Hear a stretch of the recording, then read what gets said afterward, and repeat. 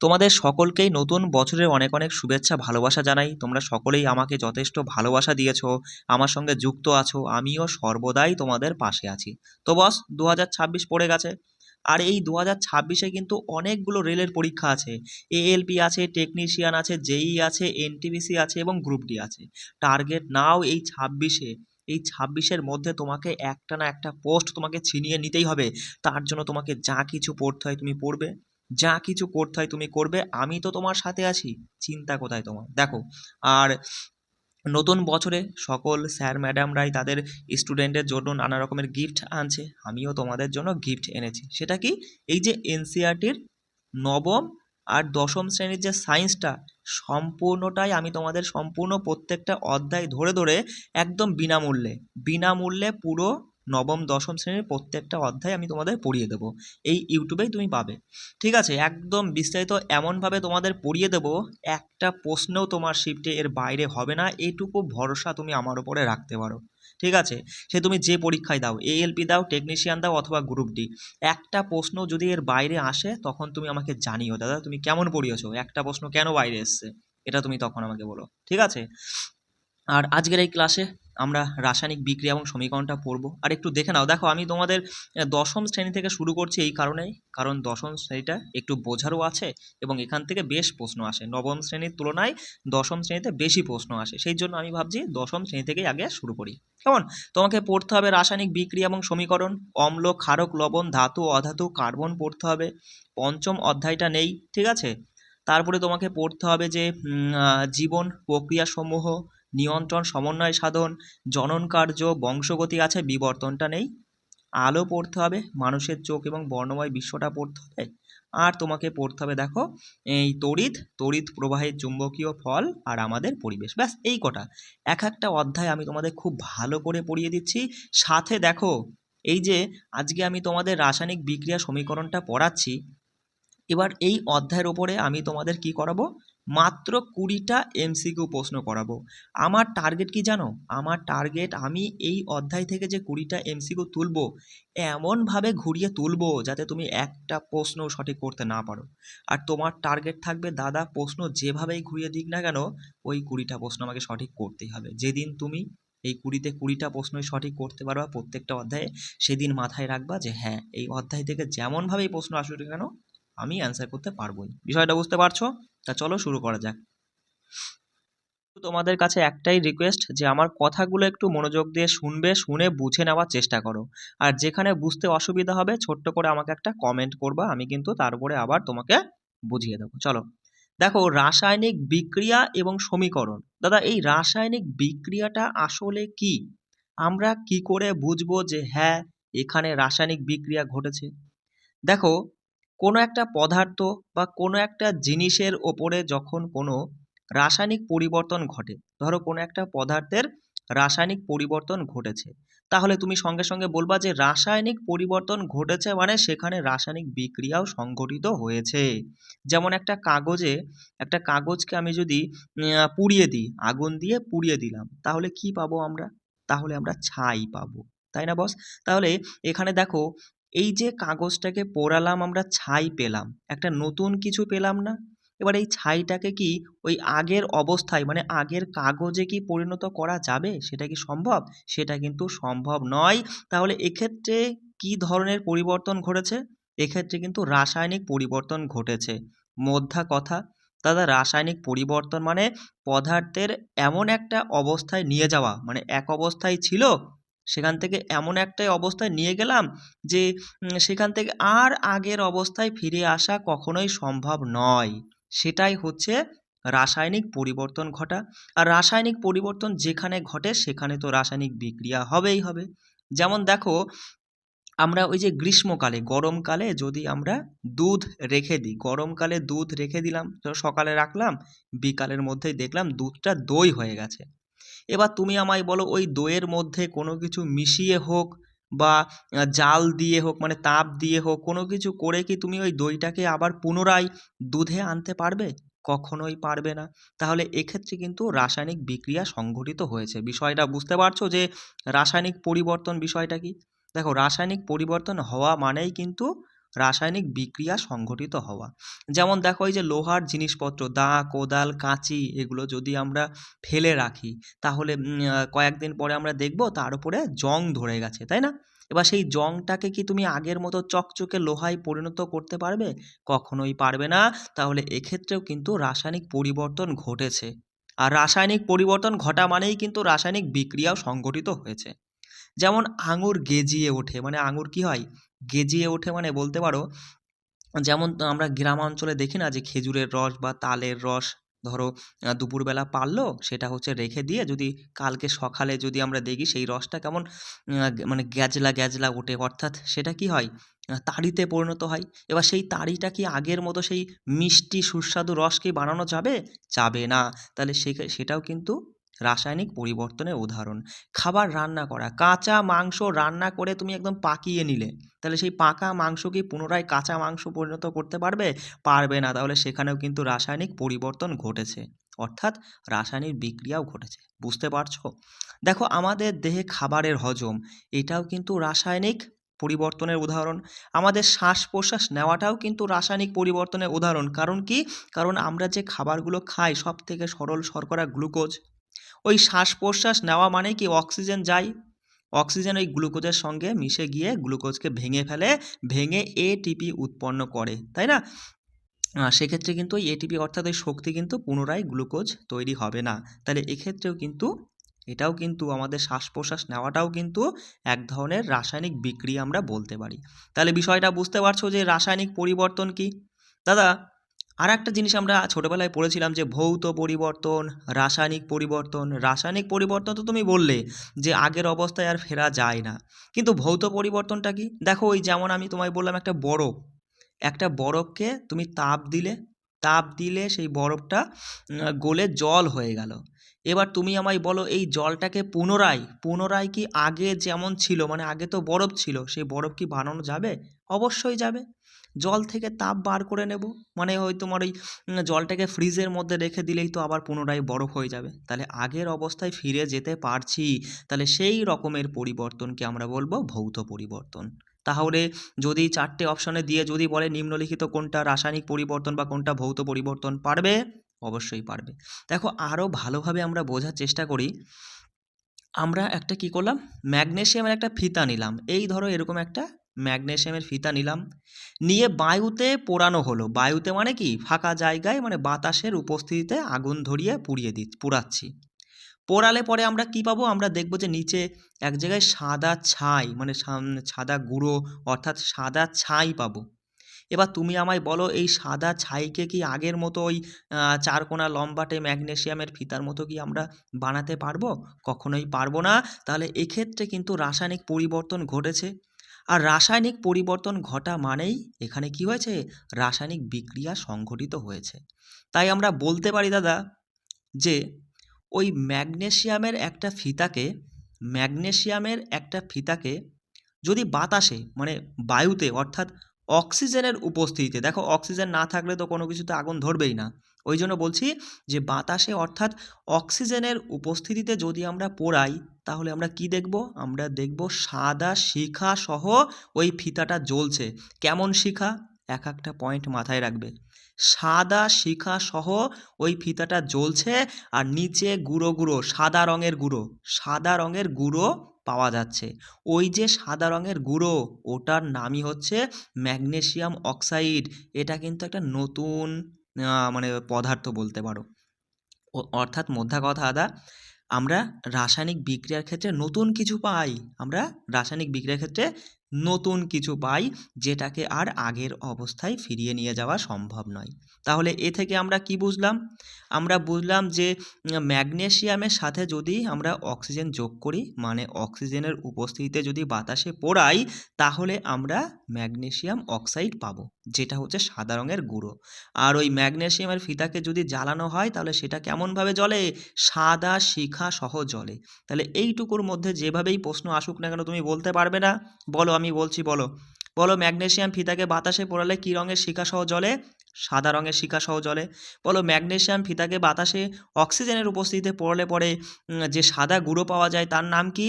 Magnesium oxide. বোঝা গেল? চলো। এখানে দেখো এই যে লেড নাইট্রেট, লেড নাইট্রেটের সাথে যদি আমরা পটাশিয়াম আয়োডাইডের দ্রবণ যোগ করি তাহলে কি হবে? একটু সংকেত লেখার চেষ্টা করে দেখো। লেড নাইট্রেট, লেড মানে হচ্ছে পিবি, পিবি অর্থাৎ লেড, নাইট্রেট মানে NO3 আর ইন্টু 2 হবে, ঠিক আছে? তা এই লেড নাইট্রেটের সাথে আমরা যোগ করব কি পটাশিয়াম, কে ফর পটাশিয়াম, আইতে আয়োডিন অর্থাৎ পটাশিয়াম আয়োডাইড যদি আমরা যোগ করি তাহলে আমরা পাবো লেড, লেড আয়োডাইড সাথে আমরা পাবো পটাশিয়াম নাইট্রেট, ঠিক আছে? তো এখানে সবই কিন্তু এই যে এই তোমার হচ্ছে লেড নাইট্রেট, তারপরে এই পটাশিয়াম আয়োডাইড এবং পটাশিয়াম নাইট্রেট এগুলো সবই কিন্তু একই অর্থাৎ জলীয় দ্রবণ। একটু পরে তুমি বুঝতে পারবে যে একিউ কেন লিখছি। এগুলো সবই হচ্ছে জলীয় দ্রবণ। কিন্তু এই যে যেটা আমরা পেয়েছি যে লেড আয়োডাইড, এটা কেবলমাত্র কঠিন, এটা হচ্ছে উজ্জ্বল হলুদ বর্ণের, কি বর্ণের? উজ্জ্বল হলুদ বর্ণের কঠিন পদার্থ যার নাম হচ্ছে লেড আয়োডাইড। তা মাথায় রাখবা যে তোমার হচ্ছে লেড নাইট্রেটের সাথে যদি আমরা পটাশিয়াম আয়োডাইডের দ্রবণ যোগ করি তাহলে আমরা কি পাবো? আমরা উজ্জ্বল হলুদ বর্ণের এক ধরনের কঠিন পদার্থ পাবো যার নাম হচ্ছে লেড আয়োডাইড, সাথে আমরা পটাশিয়াম নাইট্রেটও পাবো। এটা কিন্তু মাথায় রাখবে, কেমন? আচ্ছা, আর একটা জিনিস দেখো, এই যে যদি আমরা লঘু সালফিউরিক অ্যাসিড, দেখো এই যে তোমার একটা পাত্রে কি রয়েছে, এই যে দেখতে পাচ্ছ না যে হলুদ হলুদ মতো আর কি কালার, এই যে যে তরলটা, এটা হচ্ছে লঘু সালফিউরিক অ্যাসিড। লঘু মানে পাতলা, পাতলা সালফিউরিক অ্যাসিডের মধ্যে আমরা কি করলাম, জিঙ্কের কিছু দানা বা টুকরো ফেলে দিলাম। ফেলে দিলে পরেই ওপর দিয়ে গ্যাস বেরোতে শুরু করবে। কোন গ্যাস বেরোবে? হাইড্রোজেন গ্যাস বেরোবে। তাহলে মাথায় রাখবে যে লঘু সালফিউরিক অ্যাসিডের সাথে যখন জিঙ্ক যোগ করা হয় তাতে যে গ্যাসটা উৎপন্ন হয় সেই গ্যাসটার নাম হচ্ছে হাইড্রোজেন গ্যাস। তাহলে তিনখানা আমরা পরীক্ষা নিরীক্ষা করলাম। তাহলে এই যে উপরোক্ত তিনটে কাজ থেকে আমরা এটা বলতে পারি যে রাসায়নিক বিক্রিয়া সংঘটিত হয়েছে কিনা তা বোঝার জন্য যে কোনো একটি পর্যবেক্ষণ আমাদের সাহায্য করবে। এই চারটের মধ্যে যে কোনো একটা যদি আমরা দেখতে পাই যে হ্যাঁ এই কাজটা করে এই জিনিসটা হচ্ছে, তার মানে আমরা বুঝবো যে হ্যাঁ সেখানে রাসায়নিক বিক্রিয়া হয়েছে। একটু মনে করো, ওই যে তুমি ম্যাগনেসিয়ামের একটা ফিতাকে অক্সিজেনের উপস্থিতিতে পুড়িয়ে তুমি কি পেলে? পুড়িয়ে তুমি হচ্ছে সাদা ছাই পেলে, তাই না? তাহলে সাদা তুমি ছাই পেলে যার নাম ম্যাগনেসিয়াম অক্সাইড। এবার তো আমি যদি এখানে তোমাকে বলি যে দাদা ম্যাগনেসিয়াম অক্সাইডকে ম্যাগনেসিয়াম ফিতাকে অক্সিজেনের উপস্থিতিতে যদি বাতাসে পোড়ানো হয় উৎপন্ন হয় ম্যাগনেসিয়াম অক্সাইড। এটা রাসায়নিক বিক্রিয়ার নিম্নলিখিত কোনটিকে পর্যবেক্ষণ করে বা কোন পরিবর্তনকে পর্যবেক্ষণ করে? চারটে অপশনে দিয়ে দিলাম: অবস্থার পরিবর্তন, বর্ণের পরিবর্তন, গ্যাসের নির্গমন, তাপমাত্রার পরিবর্তন। কোনটা সঠিক উত্তর হবে? কনসেপচুয়াল কিন্তু বুঝতে হবে তোমাকে। তুমি সঙ্গে সঙ্গে বলবা দাদা ওই যে তোমার হচ্ছে ম্যাগনেসিয়ামের ফিতাটা ছিল চারকোনা লম্বাটে, আর বিক্রিয়ার পরে পোড়ানোর পরে আমরা দেখলাম যে কি পেলাম? আমরা পেলাম হচ্ছে গুঁড়ো গুঁড়ো পেলাম। তাহলে এক্ষেত্রে চারকোনা ছিল গুঁড়ো গুঁড়ো হয়ে গেল, এক্ষেত্রে কিন্তু অবস্থার পরিবর্তন ঘটেছে। তাহলে ম্যাগনেসিয়াম ফিতাকে অক্সিজেনের উপস্থিতিতে পোড়ালে আমরা ম্যাগনেসিয়াম অক্সাইড তো পাই, কিন্তু সেটা তোমার রাসায়নিক পরিবর্তনের কোন পর্যবেক্ষণ বা কোন পরিবর্তনকে লক্ষ্য করে? অবস্থার পরিবর্তন। এটাই হচ্ছে কনসেপচুয়াল প্রশ্ন, এরকমভাবেই কিন্তু আসে। এবার তুমি আমায় বলো, আমরা দেখেছিলাম যে ওই যে লেড নাইট্রেট NO3 × 2, লেড নাইট্রেটের সাথে যদি আমরা পটাশিয়াম আয়োডাইড যোগ করি তাহলে আমরা কি পেয়েছিলাম বস? মনে করো, বলো। আমরা পাবো লেড আয়োডাইড প্লাস তোমার হচ্ছে মানে আর কি পাবো? পটাশিয়াম নাইট্রেট পাবো, তাই না বস? তাহলে এই যে লেড নাইট্রেটের সাথে পটাশিয়াম আয়োডাইড যোগ করলে আমরা যে পেলাম লেড আয়োডাইড, এই লেড আয়োডাইডটা কি বলো? এই লেড আয়োডাইডটা হলো উজ্জ্বল হলুদ বর্ণের, ভালো করে শোনো, উজ্জ্বল হলুদ বর্ণের কঠিন পদার্থ। তাহলে এই রাসায়নিক সমীকরণের ক্ষেত্রে কিন্তু মানে এই রাসায়নিক বিক্রিয়ায় কিন্তু তোমার বর্ণের পরিবর্তন ঘটেছে। তাহলে পরীক্ষায় যদি দেয় যে লেড নাইট্রেটের সাথে পটাশিয়াম আয়োডাইডের রাসায়নিক বিক্রিয়ার ফলে আমরা নিম্নলিখিত কোন পরিবর্তনটা পর্যবেক্ষণ করব, সেটা হচ্ছে বর্ণের পরিবর্তন হবে। কি হবে, বর্ণের পরিবর্তন হবে, কারণ এখানে তোমার এই যে লেড আয়োডাইডের হলুদ বর্ণে পরিণত হয়েছে। বিষয়টা বুঝতে পারছো? আর এটা তো বুঝতেই পারছো যে লঘু সালফিউরিক অ্যাসিডের সাথে জিঙ্কের বিক্রিয়ায় আমরা হচ্ছে কোন পর্যবেক্ষণ, মানে কোন রাসায়নিক বিক্রিয়ার ফলে কোনটি পর্যবেক্ষণ করব। এখানে গ্যাস নির্গত হবে, হাইড্রোজেন গ্যাস নির্গত হচ্ছে, সাথে কিন্তু তাপমাত্রাও নির্গত হয়, এটাও মাথায় রাখবা। বুঝতে পারছো কি? এইভাবে কিন্তু কনসেপচুয়াল প্রশ্ন আসছে। চলো এবার দেখো, আমি এত বড় কথাটা দেখো আমি তোমাকে এই যে এত বড় একটা কথা বলছি যে যখন একটি ম্যাগনেসিয়াম ফিতাকে অক্সিজেনের উপস্থিতিতে পোড়ানো হয় তখন এটি ম্যাগনেসিয়াম অক্সাইডে পরিণত হয়। এত বড় বাক্যটাকে আমি কি শর্টকাটে তোমাকে বলতে পারি না? এত বড় বাক্যটাকে আমি যদি শুধু এইভাবে এইটুকু লিখে দেখাই তাহলেও কিন্তু তুমি বুঝে নিবা দাদা একই জিনিস বলছে, যে ম্যাগনেসিয়াম যোগচিহ্ন অক্সিজেন তীরচিহ্ন দিয়ে ম্যাগনেসিয়াম অক্সাইড, মানে দাদা বলতে চাইছে যে ম্যাগনেসিয়ামের সাথে অক্সিজেন যারা যোগ করেছে, যোগ করে ম্যাগনেসিয়াম অক্সাইড পেয়েছে, তাই না বস? একই জিনিস। তার মানে এতটুকু বলার থেকে, মানে এতটুকু লেখার থেকে শর্টকাটে কিন্তু এটা লেখা যায়। এবার এখানে বোঝার বিষয় কি, এই যে তোমার তীর চিহ্নটা ভালো করে দেখো, এই তীর চিহ্ন কোন দিকে মুখ করে আছে?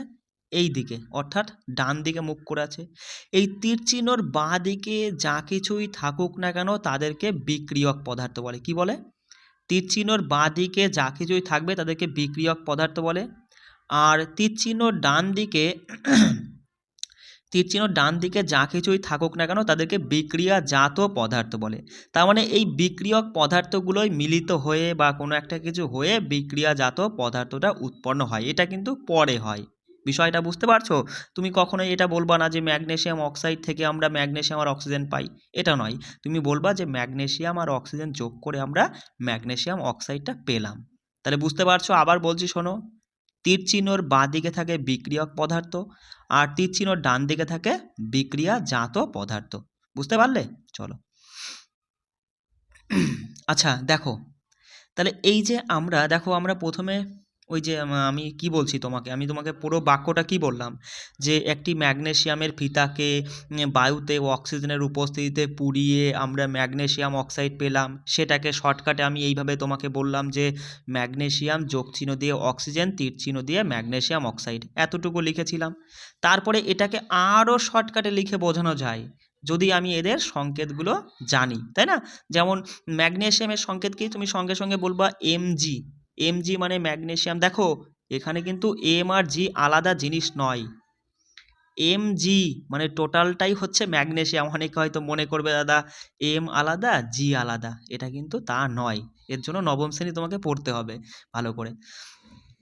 তা এই এমজি অর্থাৎ ম্যাগনেসিয়াম, ওতে অক্সিজেন, আর এমজিও অর্থাৎ ম্যাগনেসিয়াম অক্সাইড, এইটুকু লিখে যদি আমি শর্টকাটে দেখাই তাহলেও তুমি বুঝে গেছো যে দাদা কি করেছে, ম্যাগনেসিয়ামের সাথে অক্সিজেন যোগ করে ম্যাগনেসিয়াম অক্সাইড পেয়েছে, তাই না? তীরচিহ্ন কি বোঝাচ্ছে, যে এ পাশে যেটা পেয়েছি সেটা তো বিক্রিয়াজাত পদার্থ, ম্যাগনেসিয়াম অক্সাইড পেয়েছি।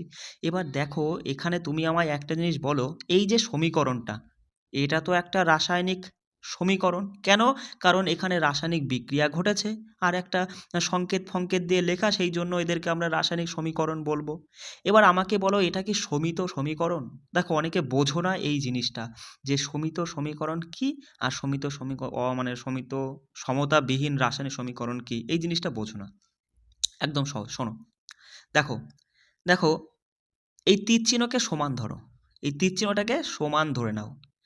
এবার এই দিকে এই বিক্রিয়ক পদার্থের মধ্যে মোট পরমাণুগুলো কতগুলো, মানে ভর আমাদের হিসাব করতে গেলে সমস্যা হবে, তুমি শুধু পরমাণু দেখো যে কতগুলো পরমাণু আছে আর এই দিকে কতগুলো পরমাণু আছে। দুদিকে যদি সমান সমান থাকে তাহলেই সেটা সমিত, যদি সমান না থাকে তাহলে সেটা সমতাবিহীন। বোঝা গেল কি? দেখো তুমি গোনো, সঙ্গে সঙ্গে গুনতে লেগে যাও, দাদা বলবা যে ম্যাগনেসিয়াম এখানে কিছু নেই। দেখো কিছু নেই মানে এক পিস আছে, বুঝতে পারছো? এক পিস ম্যাগনেসিয়াম আছে। অক্সিজেনের নিচে 2 লেখা আছে, দাদা 2 লেখা মানে এখানে অক্সিজেন 2 পিস আছে, মানে অক্সিজেনের 2টো পরমাণু আছে, তাই না? যোগ আছে মাঝখানে, তাই যোগ চিহ্ন দিলে। তীর চিহ্নকে আমি বললাম সমান সমান ধরো। এখানে দেখো ম্যাগনেসিয়াম আছে একটা, অক্সিজেন আছে একটা, এদেরকে কিন্তু যোগই হবে, ঠিক আছে? তা এখানে দেখো এদিকে আছে 2 আর 1 3টে পরমাণু, মোটমাট এদিকে 3টে পরমাণু আর এখানে 1 আর 1 2টো পরমাণু। এবার দুদিক কি সমান হলো? দুদিক কিন্তু কখনোই সমান হয়নি, তাই না? তাহলে এটা কিন্তু সমতাবিহীন রাসায়নিক সমীকরণ। বিষয়টা বুঝতে পারছো? এবার দেখো, এবার তুমি এটাকে কি করে সমিত সমীকরণে পরিণত করবে, তার আগে আমি তোমাকে কিছু জিনিস বলতে চাই, একটু শুনে নাও। তুমি আমায় বলো যে এই যে অক্সিজেন, বলো এখানে এখানে কটা পরমাণু আছে? অক্সিজেনের কটা পরমাণু আছে? সঙ্গে সঙ্গে বলবো এখানে কিন্তু দুটো পরমাণু আছে। কটি? দুটো। এই দুই দেখে বুঝে গেছো দুটো পরমাণু আছে। আচ্ছা তাহলে বলো তো বস, হচ্ছে তোমার এই যে বলো এখানে কটা পরমাণু আছে হাইড্রোজেনের? তুমি বলবো হাইড্রোজেনের 2 দেখে বুঝে যাচ্ছ যে দুটো পরমাণু আছে। আচ্ছা, বেশ ভালোই বলছো। তাহলে বলো তুমি O3, বলো এখানে কটা পরমাণু আছে? সঙ্গে সঙ্গে বলবো এখানে কিন্তু অক্সিজেনের এখানে 3 মানে 3টে পরমাণু আছে। এবার তাহলে তুমি আমায় বলো 2 mg, বলো এখানে ম্যাগনেসিয়ামের কটা পরমাণু? তুমি বলবা এখানে কিন্তু ম্যাগনেসিয়ামের দুটো পরমাণু। দেখো শুধু যদি 2 না থাকতো তাহলে কিন্তু একটা হতো। আগে আমি কিন্তু এখানে 2 লিখিনি, এখানে 2 না লিখে যদি সামনে 2 লিখি তাহলেও কিন্তু ম্যাগনেসিয়ামের দুটো পরমাণু, কারণ এরা গুণ সম্পর্কে থাকে। এর নিচে কিছু নেই মানে 1 আছে, অর্থাৎ 2 অক্ষে 2, দুটো ম্যাগনেসিয়ামের পরমাণু আছে। তাহলে এবার তুমি আমায় বলো যে MgO, এখানে আমি 2 লিখে দিলাম। তাহলে এখানে কি কি আছে এবং মানে ম্যাগনেসিয়াম আর অক্সিজেনের কটা কটা করে পরমাণু আছে? সঙ্গে সঙ্গে বলবো দাদা ম্যাগনেসিয়ামেরও দুটো পরমাণু আছে। গুণ করে দেখলাম মানে এর আগে কিছু নেই মানে 1 আছে, এখানেও কিছু নেই মানে 1 আছে। অর্থাৎ ম্যাগনেসিয়ামেরও এখানে দুটো পরমাণু, অক্সিজেনেরও কিন্তু এখানে দুটো পরমাণুই আছে। এবার আমি যদি এটাকে তোমাকে এইভাবে বলি, এখানে মানে 2mgO2, তাহলে এবার তুমি আমায় বলো যে ম্যাগনেসিয়ামের কটা পরমাণু আর অক্সিজেনের কটা পরমাণু আছে? সঙ্গে সঙ্গে বলবা যে ম্যাগনেসিয়াম তো দাদা দুটোই হচ্ছে, কিন্তু অক্সিজেনের ক্ষেত্রে দেখো অক্সিজেন এখানে 2 রয়েছে, আর এই 2 এর সাথে কি হবে? গুণ সম্পর্ক থাকবে, সবসময় গুণ, 2 দুগুণে 4। অক্সিজেনের কিন্তু এই যে এখানে এই যৌগটিতে 4টে অক্সিজেনের পরমাণু আছে। বুঝতে পারছো? এই জিনিসগুলো না বুঝলে কিন্তু তুমি এই যে সমিত সমীকরণ করতে পারবা না। তাহলে সমিত সমীকরণ করতে গেলে দুদিকে পরমাণুর সংখ্যা সমান রাখতে হয়। তাহলে শুরু করবা, দেখবা এই সমীকরণের মধ্যে সে বিক্রিয়ক পদার্থ হোক অথবা বিক্রিয়াজাত পদার্থ হোক, যে যৌগ বা যে মৌলটার পরমাণু সংখ্যা বেশি সেটা মেলানোর চেষ্টা করো। দেখো অক্সিজেন এখানে 2খানা আছে, আর মানে এই তীর চিহ্নকে তুমি সমান ধরবে, বারবার করে বলছি সুবিধা হবে। তাহলে সমান চিহ্নর এপাশে অক্সিজেন দুটো, আর এপাশে অক্সিজেন কটা? অক্সিজেন কিছু না, মানে এখানে একটা আছে, মানে দেখেই বুঝতে পারছো একটা অক্সিজেন আছে। তাহলে এখানে অক্সিজেন তোমাকে দুটো করতে হবে। তাহলে তুমি কি করতে পারো? তুমি কি এখানে টুক করে 2 লিখে দেবা ওর পাশে? কখনোই সেটা করবা না, তাহলে কিন্তু হবে না। বা এই Mgকে একটু পৃথক পৃথক করে ফাঁক করে নিয়ে এই ফাঁকে তুমি 2 বসিয়ে দেবা, তাও কিন্তু হবে না। তোমাকে কি করতে হবে? এই যে পুরোটা একটা যৌগ, এর সামনে বসাতে হবে। এদেরকে কখনোই ভেঙে ঠেঙে তাদের মাঝখানে তুমি 2 ঠুই বসাতে পারবা না। তাই তুমি সামনে বসাতে পারো। যেই না সামনে বসালে তাহলে তুমি তো জানোই যে 2 অক্ষে 2, অক্সিজেন দুটো, এখানেও অক্সিজেন দুটো হয়ে গেল। কিন্তু যেই না 2 বসিয়েছি অমনি কিন্তু তোমার হচ্ছে ম্যাগনেসিয়াম কিন্তু অটোমেটিক্যালি দুটো হয়ে গেল। তাহলে এখানে একটা আছে, তাহলে এখানেও তুমি 2 বসিয়ে দিয়ে বলতে পারো যে এপাশেও কিন্তু আমি 2 করে ফেললাম। তাহলে দেখো দুদিক কিন্তু সমান হয়ে গেছে। ম্যাগনেসিয়াম দুটো, অক্সিজেন দুটো, 2 2 4 সমান চিহ্ন দিলাম। এদিকেও ম্যাগনেসিয়াম দুটো, অক্সিজেনও কিন্তু দুটো, 2 2 4, দুদিকেই সমান অর্থাৎ সমান চিহ্ন, অর্থাৎ এটা আমরা সমিত সমীকরণ করে নিতে পারলাম। বিষয়টা বুঝতে পারছো? চলো আরও আছে, বুঝিয়ে দিচ্ছি, এক এক করে সব বুঝে যাবা। আচ্ছা দেখো, আমরা নবম শ্রেণীতে পড়ে এসেছি যে ভরের নিত্যতা সূত্র কি বলে? বলে যে রাসায়নিক বিক্রিয়ায় ভরকে সৃষ্টিও করা যায় না, ধ্বংসও করা যায় না। অর্থাৎ রাসায়নিক বিক্রিয়ায় বিক্রিয়াজাত পদার্থের মধ্যে উপস্থিত মৌলগুলোর মোট ভর বিক্রিয়ক পদার্থগুলোর মধ্যে উপস্থিত মৌলগুলোর মোট ভর সমান হবে, তবেই না সেটা সঠিক মানে রাসায়নিক সমীকরণ হবে। অন্যভাবে দেখো এটাও বলতে পারো যে ভর নিয়ে হিসাব করতে গেলে একটু সমস্যা হয়ে যাবে, দশমিক ঠশমিক চলে আসবে। তুমি ভর বাদ দিয়ে পরমাণু দিয়ে হিসাব করবে, ভালো হবে। যে রাসায়নিক বিক্রিয়ায় আগে ও পরে প্রত্যেকটি মৌলিক পদার্থের মোট পরমাণু সংখ্যা সমান থাকে। আগে ও পরে প্রত্যেকটি মৌলিক পদার্থের মোট পরমাণু সংখ্যা সমান থাকে। যেমন দেখো আচ্ছা এটা তো আমরা করে নিয়েছি, তুমি পরেরটাই 1 মিনিট। চলে আসো বস। এই যে এখানে দেখো আমরা কি দেখলাম? আমরা দেখলাম যে ওই যে জিঙ্কের সাথে যদি লঘু সালফিউরিক অ্যাসিডের বিক্রিয়া করি, তাহলে সেক্ষেত্রে জিঙ্ক সালফেট আর হাইড্রোজেন গ্যাস বেরোচ্ছে, তাই না? হাইড্রোজেন গ্যাস বেরোচ্ছে। এবার এই জিঙ্ক সালফেট কিন্তু আমরা জেনেছিলাম না, কিন্তু তুমি দেখো, তুমি যদি সংকেত লিখতে পারো না, তুমি অবশ্যই এই সমীকরণটা নিজেই তৈরি করতে পারবা। তুমি যদি জিঙ্কের সংকেত জানো, দাদা জিঙ্কের সংকেত হয় Zn, আর সালফিউরিক অ্যাসিডের সংকেত হয় H2SO4, তাই না? তাহলে এইটুকু থেকে কিন্তু তুমি এইটুকু না অবশ্যই বার করে ফেলতে পারবা। তুমি কি করবা? তুমি সঙ্গে বলবা জিঙ্কের সাথে সালফিউরিক অ্যাসিডের বিক্রিয়ায় কি উৎপন্ন হবে। আমরা শুধু এইটুকু জানতাম যে হাইড্রোজেন গ্যাস উৎপন্ন হচ্ছে। তাহলে এই হাইড্রোজেন গ্যাসটা বেরিয়ে গেল, তাহলে থাকলো কি? এদিকে জিঙ্ক আর এদিকে SO4। তাহলে এরা দুজনা মিলিত হয়ে এখানে তৈরি হয়ে যাবে যে জিঙ্ক সালফেট তৈরি হয়ে যাবে। বিষয়টা বুঝতে পারছো? মানে সমীকরণ তুমি নিজেই মাথায় রাখতে পারবে, শুধু তোমাকে সংকেতগুলো একটু জানতে হবে, একটু হিসাবপত্রগুলো ঠিকঠাক করতে হবে। তা এক্ষেত্রে তুমি দেখো, এই যে এই সমীকরণটার ক্ষেত্রে তুমি বলো যে এটা কি সমিত সমীকরণ নাকি সমতাবিহীন রাসায়নিক সমীকরণ। সঙ্গে বলবা যে দাদা তীর চিহ্নকে সমান ধরলাম। এবার দেখব এর মধ্যে সে এপাশ অথবা এপাশ যে পাশেই হোক না কেন, দেখব কোন পরমাণু মানে কোন মৌলটার পরমাণু সব থেকে বেশি আছে। অক্সিজেন এখানে 4 পিস আছে, অক্সিজেন এপাশে 4 পিস, অক্সিজেন এপাশেও 4 পিস আছে। ঠিক আছে, কোনো সমস্যা নেই, কিছু এদিক ওদিক বসাতে হবে না। আচ্ছা হাইড্রোজেন যদি দেখি, হাইড্রোজেন এখানে 2 পিস, হাইড্রোজেন এখানেও 2 পিস, ঠিক আছে। সালফার এখানে 1 পিস, সালফার এপাশেও 1 পিস, জিঙ্ক এপাশেও 1 পিস, জিঙ্ক এপাশেও 1 পিস। বাহ, দুপাশেই যেহেতু সমান আছে, তাহলে এটা কিন্তু আমাদের সমিত সমীকরণ। খুব সহজে বলবা। দেখো পরমাণু তুমি ওসব গুনে লিখতে ফিখতে হবে না। এই যে এখানে যেমন গুনে লিখেছে না 1 2 3 4 করে, এসব লেখার কোনো যুক্তি নেই। তুমি শুধু চোখে দেখেই বুঝতে পারবা, ঠিক আছে, যে অক্সিজেন 4টা, অক্সিজেন 4টা, ঠিক আছে। যদি এখানে এরকম থাকতো, যদি এখানে ধরো কথার কথা বলছি এখানে আরও O2 থাকতো, তাহলে কিন্তু বস এটা কিন্তু সমিত সমীকরণ হতো না। কেন হতো না? কারণ তুমি হচ্ছে দেখতে পাবা যে এখানে 4টে আর 2টো 6খানা অক্সিজেন, এপাশে কিন্তু 4টে অক্সিজেন। তাহলে এখানে কিন্তু আমাদের আরও কিছু করে মানে আরও বিক্রিয়া করতে হতো। বিষয়টা বুঝতে মানে পূর্ণ সংখ্যা বসিয়ে সেটাকে ঠিক করতে হতো। বিষয়টা বুঝতে পারছো? চলো এখানে দেখে নাও। এখানে বলো এটা কিন্তু সমিত সমীকরণ আছে কি নেই, বলো কি হবে?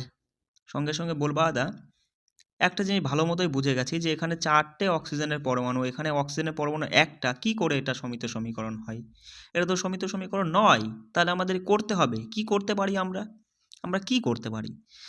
চলো দেখো, এই যে অক্সিজেনের 4টে পরমাণু আছে, তাহলে তোমাকে অক্সিজেনের 4টে পরমাণু এপাশেও করতে হবে, তবেই না মাঝখানে তুমি তীর অর্থাৎ সমান চিহ্ন দিতে পারবা। তাহলে এখানে তুমি 4 পজ করে লিখে ফেলবা, সেটা কি সঠিক হবে? কখনোই কিন্তু সঠিক হবে না। কারণ তুমি এখানে কখনোই 4 লিখতে পারো না, বা এখানেও কখনো 4 লিখতে পারো না। এই পুরোটা কিন্তু একটা যৌগ, যৌগের আগে তোমাকে যা লিখবা 2 4 5 6 যা বসাবা, ওই যৌগের আগে তোমাকে বসাতে হবে। বিষয়টা বুঝতে পারছো? তাহলে সঙ্গে বলবা অক্সিজেন 4টে আছে মানে আমি এই জায়গাটায় 4 বসাতে পারি।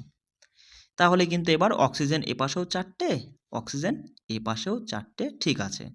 কিন্তু এখানে 4 বসানো মাত্রই আমরা দেখতে পাচ্ছি হাইড্রোজেন আগে 2 ছিল, এই 4-এর সাথে কি সম্পর্ক হয়? সবসময় বলেছি গুণ করবা, 8টা হয়ে গেছে।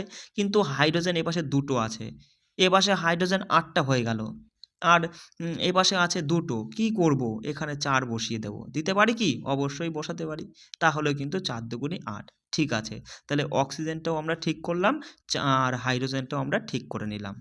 কিন্তু এই তোমার এই ফেরাম মানে আর কি অ্যাকচুয়ালি আয়রন আর কি, লোহা বলতে পারো। এই হচ্ছে আয়রন অর্থাৎ ফেরাম। এখানে 3টে দেখতে পাচ্ছ, আর এখানে একটা আছে। তাহলে তুমি কি এর আগে 3 বসাতে পারো না? অবশ্যই বসিয়ে দিতে পারো। তাহলে এপাশেও 3টে ফেরাম, এপাশেও 3টে ফেরাম, এপাশে 4টে অক্সিজেন, এপাশেও 4টে অক্সিজেন, এপাশে 8খানা হাইড্রোজেন, এপাশেও দাদা 8খানা, 4 দুগুণি 8, 8খানা হাইড্রোজেন, অর্থাৎ দুদিক সমান সমান, মানে সমান সংখ্যক পরমাণু আছে, মাঝখানে তীর অর্থাৎ সমান চিহ্ন দিতে পারি, আর এটাকে আমরা সমিত সমীকরণ বানিয়ে ফেললাম। কোনো সমস্যা আছে কি? দেখো সেটাই ওরা কিন্তু করেছে। দেখো এইভাবে ছক করে নিয়ে এই দেখো এখানে সংখ্যা বসিয়ে সমান করছে, এই যে সংখ্যা বসিয়ে সমান করছে, লাস্টে গিয়ে দেখো এই দেখো কি করে ফেললো ওরা, এই দেখো এই সংখ্যাগুলো কিন্তু বাইরে বসিয়েছে, কখনোই এই সব জায়গায় বসায়নি, এখানেও কিন্তু বসায়নি। বিষয়টা বুঝতে পারছো? চলো। আচ্ছা, তাহলে এখানে আর কিছু তেমন কিছু নেই। আমি বলেই দিয়েছি তোমাকে, যা বলবো সেগুলো ভালো করে শুনবা, এর বাইরে আর কোনো একটা কিছুর জন্য তোমাকে চিন্তা করতে হবে না, কেমন? এখানে এই জিনিসটা একটু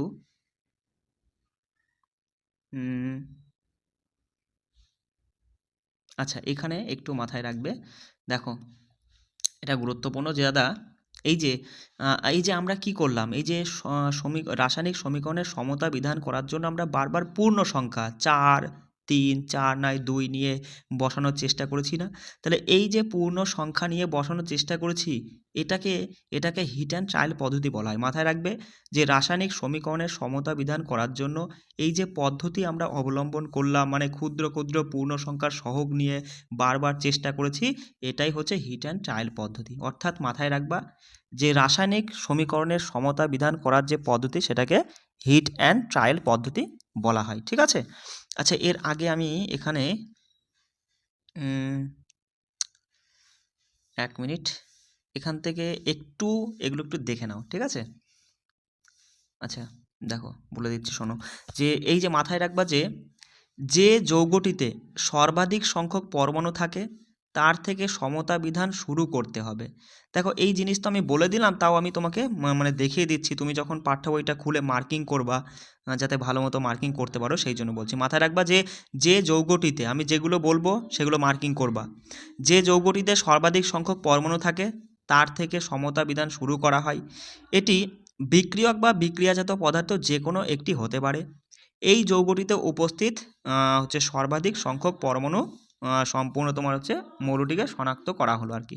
ঠিক আছে? এটা লাগবে না, তুমি জাস্ট এই দুটো লাইন কিন্তু মার্কিং করে নাও, এখান থেকে এই পর্যন্ত মার্কিং করে নাও, ওটা কিন্তু পড়বা। পরবর্তীকালে তো পুরো বই তো আর রিডিং পড়বা না, এরপরে যখন পড়বা তখন শুধু যেগুলো আমি বলে দিচ্ছি সেগুলো এখন মার্কিং করে রাখো, সেগুলো কিন্তু তুমি তখন পড়বা। আর তার সাথে এটাও দেখো যে এই যে পরমাণুর সংখ্যার সমতা বিধান করার সময় আমরা কখনো বিক্রিয়ায় উপস্থিত যৌগ বা যৌগের সংকেত পরিবর্তন করতে পারবো না। এই লাইনটা মাথায় রাখবা যে পরমাণুর সংখ্যার সমতা বিধান করার সময় আমরা কখনোই কিন্তু বিক্রিয়ায় উপস্থিত যৌগ বা যৌগের এই সংকেতের কিন্তু তুমি কখনো পরিবর্তন করতে পারবা না সমতা বিধান করার সময়। এখানে তুমি 4-এর জায়গায় 8 লিখতে পারো না, এখানে 2-এর জায়গায় তুমি 6 বা 4 লিখতে পারো না, যা করার তোমার এই আগে পিছে করতে হবে। বিষয়টা বুঝতে পারছো? চলো সেটাই, এই দুটো লাইন মাথায় রাখবা। আর এটা তো বললাম যে রাসায়নিক সমীকরণের সমতা বিধান করার জন্য হিট অ্যান্ড ট্রায়াল পদ্ধতি ব্যবহৃত হয়। এইখানে এই জিনিসগুলো মাথায় রাখবে। দেখো এই যে বিক্রিয়ক অথবা বিক্রিয়াজাত পদার্থের মধ্যে যে গ্যাসীয় অবস্থাকে তুমি কি হিসাবে বোঝাবে? এই যে যেমন দেখো Fe বলো তো, ফেরাম, এর সাথে কিন্তু এস লেখা আছে। এস মানে কি বোঝায়? এস মানে বোঝায় যে কঠিন, কঠিন অবস্থায় আছে, মানে এটা একটা কঠিন পদার্থ। ঠিক আছে? কিউ কি বোঝায়? কিউ বোঝায় যে এটা জলীয় দ্রবণ, জলের মধ্যে নিমজ্জিত আছে, বা বাষ্প বলতে পারো, বা জলীয় দ্রবণ। আর এল মানে হচ্ছে তরল, লিকুইড, অর্থাৎ তরল। কই? এই যে তরল। আর জি ফর গ্যাস, জানোই তো, তা মাথায় রাখবা যে জিতে গ্যাস, এল এ তরল, কিউতে জলীয় দ্রবণ, আর এস এ কঠিন। ঠিক আছে? হুম একটা পয়েন্ট আমি একটু খুঁটিয়ে দেখছি, যাতে তোমার হচ্ছে মিস না যায় কোনো কিছু। ঠিক আছে?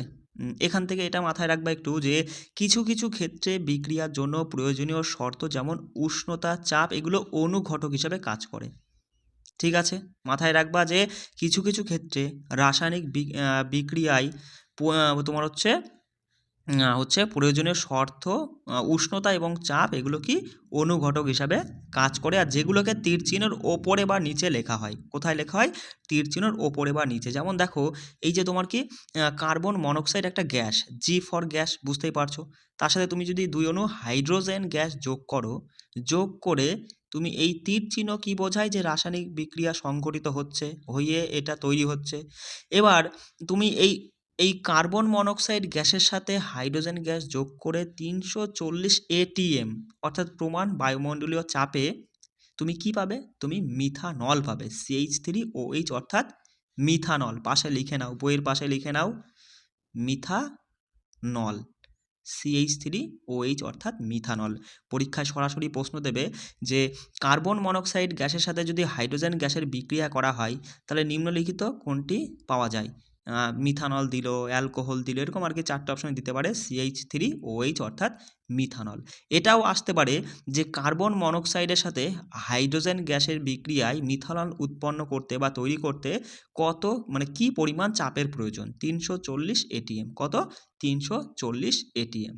আমি তোমাকে বলে দিয়েছি যে এরপরেই কিন্তু আমি তোমাকে এই অধ্যায় থেকে 20টা প্রশ্ন একদম খুঁটিয়ে করব। আমি চেষ্টা করব যে তুমি একটা প্রশ্ন না পারো, আর তুমি চেষ্টা করবা দাদা যেভাবেই ঘুরিয়ে দিক, মানে সব প্রশ্ন এই পাঠ্য বই থেকেই হবে, মানে এই অধ্যায় থেকেই হবে, ঠিক আছে? কিন্তু আমি ঘুরিয়ে ফিরিয়ে দেবো, তুমি চেষ্টা করবা যেন 20টাই সঠিক করতে পারো।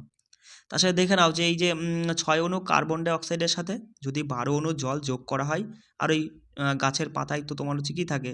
ক্লোরোফিল থাকে। সেই ক্লোরোফিলের উপর সূর্যের আলো পড়ে, সূর্যের আলো পড়ার ফলে কি তৈরি হচ্ছে? গ্লুকোজ। 1 অণু গ্লুকোজ তৈরি হচ্ছে। গ্লুকোজের সংকেত কি? C6H12O6।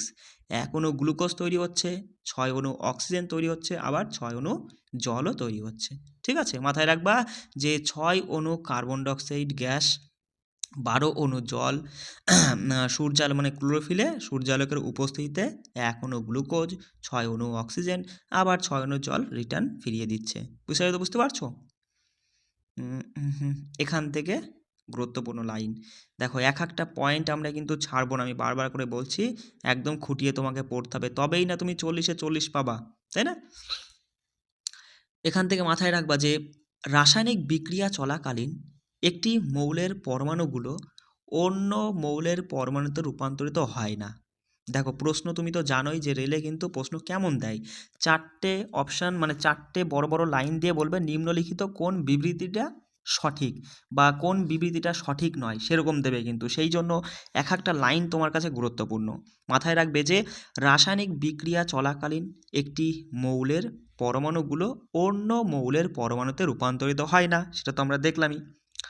অথবা এটাও বলতে পারি যে পরমাণুগুলো দ্রবণ থেকে অদৃশ্য হয়ে যায় না।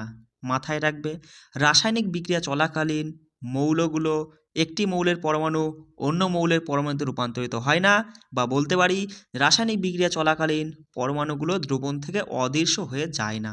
অথবা এটাও বলতে পারি যে অন্য কোনো স্থান থেকে পরমাণু মিশ্রণে এসে উপস্থিত হয় না। কি হয় তাহলে?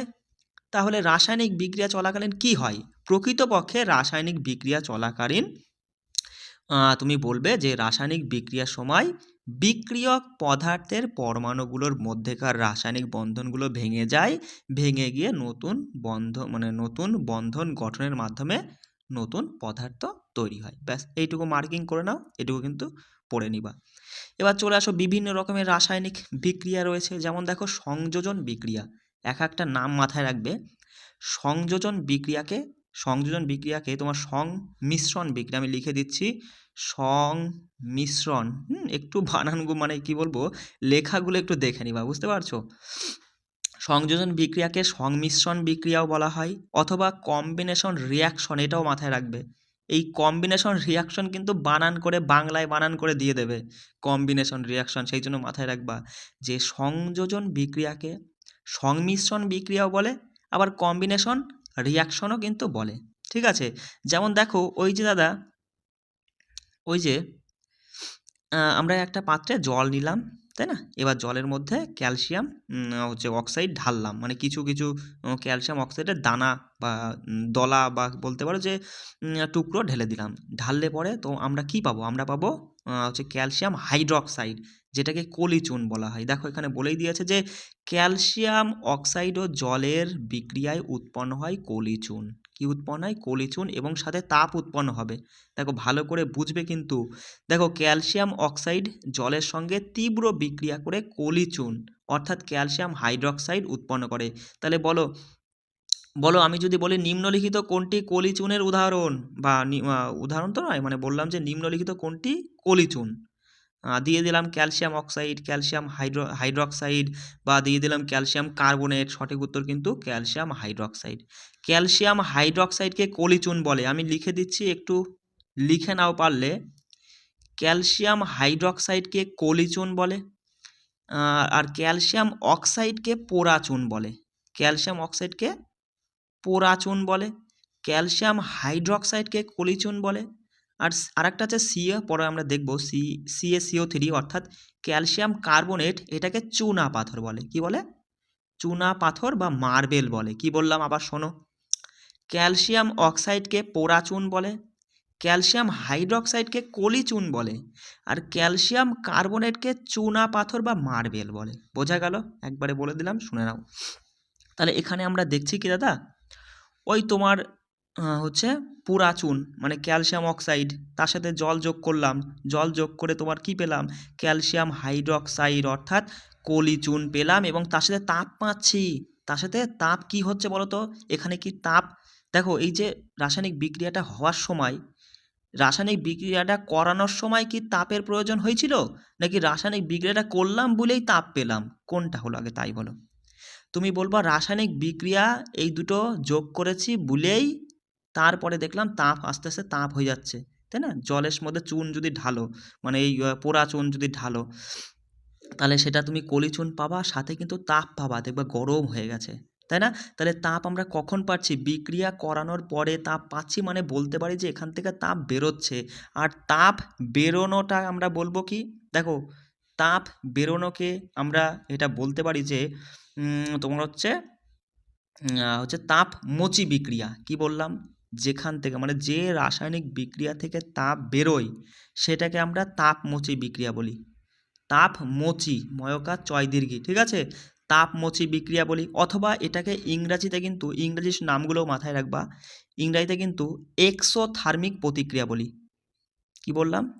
এক্সোথার্মিক প্রতিক্রিয়া। তাহলে এই তাপমোচী বিক্রিয়া, এক্সোথার্মিক প্রতিক্রিয়া, সংমিশ্রণ বিক্রিয়া বা সংযোজন বিক্রিয়া, অথবা কম্বিনেশন রিয়াকশন, সবগুলো কিন্তু এক জিনিস। বিষয়টা বোঝা গেল? আবার বলছি, নামগুলো মাথায় রাখবা দাদা। এই যে সংযোজন বিক্রিয়াকে সংমিশ্রণ বিক্রিয়া বলে, তার সাথে কম্বিনেশন রিয়াকশন তো বলেই বলে। এছাড়াও এই সংযোজন বিক্রিয়ায় আমরা দেখলাম যে দুখানা বিক্রিয়ক পদার্থ মিলে একটা মাত্র বিক্রিয়াজাত পদার্থ উৎপন্ন হচ্ছে, সাথে তাপ উৎপন্ন হচ্ছে, তাপ নির্গত হচ্ছে। তাহলে যে রাসায়নিক বিক্রিয়ায় তাপ নির্গত হয়, তাপ উৎপন্ন হয়, নির্গত হয়, সেটা কিন্তু তাপমোচী তাপমোচী বিক্রিয়া বলে। আর তাপমোচীকেই ইংরাজিতে এক্সো, দেখো এক্সো ইংরাজিতে বানান কি, ইএক্স দিয়ে, অর্থাৎ এক্সিট মানে বেরোচ্ছে, তাই বলবা যে এক্সো কয়সাই ওকার, ঠিক আছে? এক্সোথার্মিক রাসায়নিক বিক্রিয়া বলা হয়, ঠিক আছে? তাহলে বুঝতেই পারছো, যদি এখানে পরীক্ষায় প্রশ্নটা এমন আসে যে তোমাকে বলে দিল বলে দিল যে ক্যালসিয়াম অক্সাইডের সাথে জলের বিক্রিয়ায় কলিচুন উৎপন্ন হয়, এটা নিম্নলিখিত কোন বিক্রিয়াকে আর কি দেখায়? দিয়ে দিল যে তাপমোচী বিক্রিয়া, জারণ বিক্রিয়া, বিজারণ বিক্রিয়া, তারপরে বিয়োজন বিক্রিয়া। সঠিক উত্তর কিন্তু তাপমোচী বিক্রিয়াটা করবা। কারণ অনেকেই হয়তো শুধু এইটুকু জেনে গেছে যে সংযোজন বিক্রিয়া বলে, যেখানে ক্যালসিয়াম অক্সাইডের সাথে জলের বিক্রিয়ায় তোমার হচ্ছে কলিচুন অর্থাৎ ক্যালসিয়াম হাইড্রক্সাইড উৎপন্ন হয়। অনেকে শুধু এইটুকু পড়ে গেছে যে সংযোজন বিক্রিয়া বলে। কিন্তু যদি অপশানে এটা নেই, এটা ধরো দিলই না দিয়ে তোমার এক্সোথার্মিক প্রতিক্রিয়া দিয়ে দিল, অথবা তোমার দিয়ে দিল তাপমোচী প্রতিক্রিয়া, তাহলে সেটা কিন্তু তোমাকে সঠিক করতে হবে। বিষয়টা বুঝতে পারছো? আর এখানে দেখো, এখানে আমরা দেখলাম যে যেখানে কি দুই বা তার বেশি, দেখো দুই বা তার বেশি বিক্রিয়ক পদার্থগুলো তোমার হচ্ছে বিক্রিয়ক পদার্থগুলো থেকে একটি মাত্র বিক্রিয়াজাত পদার্থ হয়, সেটা হচ্ছে সংযোজন বিক্রিয়া বলে। দেখো দুখানা যুক্ত হয়েছে, এক তোমার হচ্ছে এই পোড়া চুন, তার সাথে জল যুক্ত হয়েছে, যুক্ত হয়ে এখানে কেবল একটা জিনিসই তৈরি হচ্ছে, তাপ কিন্তু কোনো জিনিস নয় বস, এটা একটা অনুভূতি, বিষয়টা বুঝবে। একটা জিনিসই কিন্তু তৈরি হয়েছে, দুটো থেকে একটা তৈরি হয়েছে, এটাই হচ্ছে সংযোজন বা সংমিশ্রণ বা কম্বিনেশন বা তাপমোচি। এখানে তাপমোচি এই কারণেই বলছি কারণ এখানে কিন্তু তাপ বেরোচ্ছে, তাপমোচি বলতে পারি, অথবা তাপমোচি মানেই কিন্তু ইংরেজিতে বলা হয় এক্সোথার্মিক প্রতিক্রিয়া। বুঝতে পারলে কোনো সমস্যা? হয়তো একটু সময় লেগে যাচ্ছে, কি আর করব। দেখো এখান থেকে দেখে নাও, এই যে তুমি যে কলিচুনটা পেলে, মানে ক্যালসিয়াম হাইড্রক্সাইড পেলে, এটা তোমার ওই যে দেওয়াল রং করার জন্য কাজে লাগে। দেওয়াল রং করে দিলে তারপরে কিছু সময় দেখবা চুন রং, মানে ঘরের দেওয়াল যখন চুন রং করে সঙ্গে সঙ্গে কি একদম ফুটফুটে সাদা হয়? হয় না, ঠিক আছে, সঙ্গে সঙ্গে কিন্তু হয় না। কিছু সময় গেলে পরে ওই বাতাসে কার্বন ডাইঅক্সাইড গ্যাস থাকে, সেই কার্বন ডাইঅক্সাইড গ্যাসের সাথে এই ক্যালসিয়াম হাইড্রক্সাইড আবার একটা বিক্রিয়া করে ফেলে, আমাদের অজান্তেই কিন্তু এরা রাসায়নিক বিক্রিয়া করে ফেলছে, তাই না? আমরা ঘরে চুন করলাম, কিছু সময় পরে দেখলাম একদম ধবধবে সাদা হয়ে গেছে, ওই বাতাসের কার্বন ডাই অক্সাইডের সাথে এই ক্যালসিয়াম হাইড্রক্সাইড বিক্রিয়া করে তোমার ক্যালসিয়াম কার্বনেট তৈরি করে ফেলছে। কি তৈরি করে ফেলছে? Calcium carbonate. আর এই ক্যালসিয়াম কার্বনেটের সংকেতই কিন্তু CaCO3, অর্থাৎ যাকে মার্বেল বলা হয়। ক্যালসিয়াম কার্বনেটের কি বলা হয়? মার্বেল, মানে মার্বেলের রাসায়নিক সংকেতও যা, ক্যালসিয়াম কার্বনেটের রাসায়নিক সংকেতও তাই, ঠিক আছে? সেটাই এখানে বলছে, দেখো যে এই ক্যালসিয়াম হাইড্রক্সাইডের সাথে যখনই কার্বন ডাইঅক্সাইড গ্যাস কি করে তুমি কোথায় পেলে? ওই যে দাদা দেয়ালে, দেয়ালে ক্যালসিয়াম অক্সাইড মানে হাইড্রক্সাইড তুমি লেপন করলে, মানে লাগালে, বাতাসে কার্বন ডাইঅক্সাইডের সাথে বিক্রিয়া করে তোমার হচ্ছে একদম ক্যালসিয়াম কার্বনেট তৈরি করে ফেললো এবং সাথে জল উৎপন্ন হবে, ঠিক আছে? তাহলে মাথায় রাখবা যে এই জিনিসটা মাথায় রাখবা যে ক্যালসিয়াম হাইড্রক্সাইডের সাথে কার্বন ডাইঅক্সাইডের বিক্রিয়ায় ক্যালসিয়াম কার্বনেট তৈরি হয় এবং জলও তৈরি হয়। এবার দেখো আমরা এই যে সংযোজন বিক্রিয়া দেখলাম, আরও কিছু সংযোজন বিক্রিয়া খুব সহজেই চিনতে পারবে যে কোনগুলো সংযোজন বিক্রিয়া, যেখানে দুখানা যুক্ত হয়ে একটা তৈরি হচ্ছে। যেমন কয়লার দহন, ওই কয়লার দহন মানে কি? কার্বন অক্সিজেনের উপস্থিতিতে পোড়ানো হচ্ছে, সেটাই তো কয়লার দহন, কার্বন ডাইঅক্সাইড গ্যাস নির্গত হয় সেখান থেকে। তাহলে এটাও কিন্তু সংযোজন বিক্রিয়া, হাইড্রোজেন গ্যাস এবং অক্সিজেন গ্যাস যুক্ত হয়ে তোমার জল তৈরি হওয়া, এটাও কিন্তু তোমার হচ্ছে সংযোজন বিক্রিয়ার উদাহরণ, তাই না? তারপরে দেখো এখানে যেটা আমরা পড়লাম যে যে সকল বিক্রিয়ায় দুই বা তার বেশি বিক্রিয়ক পদার্থ, মৌল বা যৌগ যাই হোক না কেন, পরস্পর মিলিত হয়ে একটি মাত্র বিক্রিয়াজাত পদার্থ উৎপন্ন করে, সেটাই হচ্ছে সংযোজন বিক্রিয়া। আর এই যে এমন কিছু সংযোজন বিক্রিয়া আছে যেখানে প্রচুর পরিমাণে তাপ উৎপন্ন হয়, একটু আগে আমরা দেখে এসেছি ওই যে তোমার ক্যালসিয়াম মানে পোড়া চুন, ক্যালসিয়াম অক্সাইডের সাথে জলের বিক্রিয়ায় কলিচুন তৈরি হচ্ছে, সেক্ষেত্রে কিন্তু তাপও তৈরি হচ্ছে। সেই ধরনের সংযোজন বিক্রিয়াকে আমরা বলবো তাপ উৎপাদক রাসায়নিক বিক্রিয়াও বলতে পারি, যাকে এক্সোথার্মিক প্রতিক্রিয়া বা তাপমোচী রাসায়নিক বিক্রিয়াও বলা হয়। যেমন প্রাকৃতিক গ্যাসের দহন, তারপরে শোষণও কিন্তু একটি তাপ উৎপাদক বিক্রিয়ার উদাহরণ। তারপরে ওই যে তোমার হচ্ছে শাকসবজির পচনের ফলে যে জৈব সার তৈরি হয়, এই যে সেটাও কিন্তু তাপ উৎপাদক বিক্রিয়ার উদাহরণ।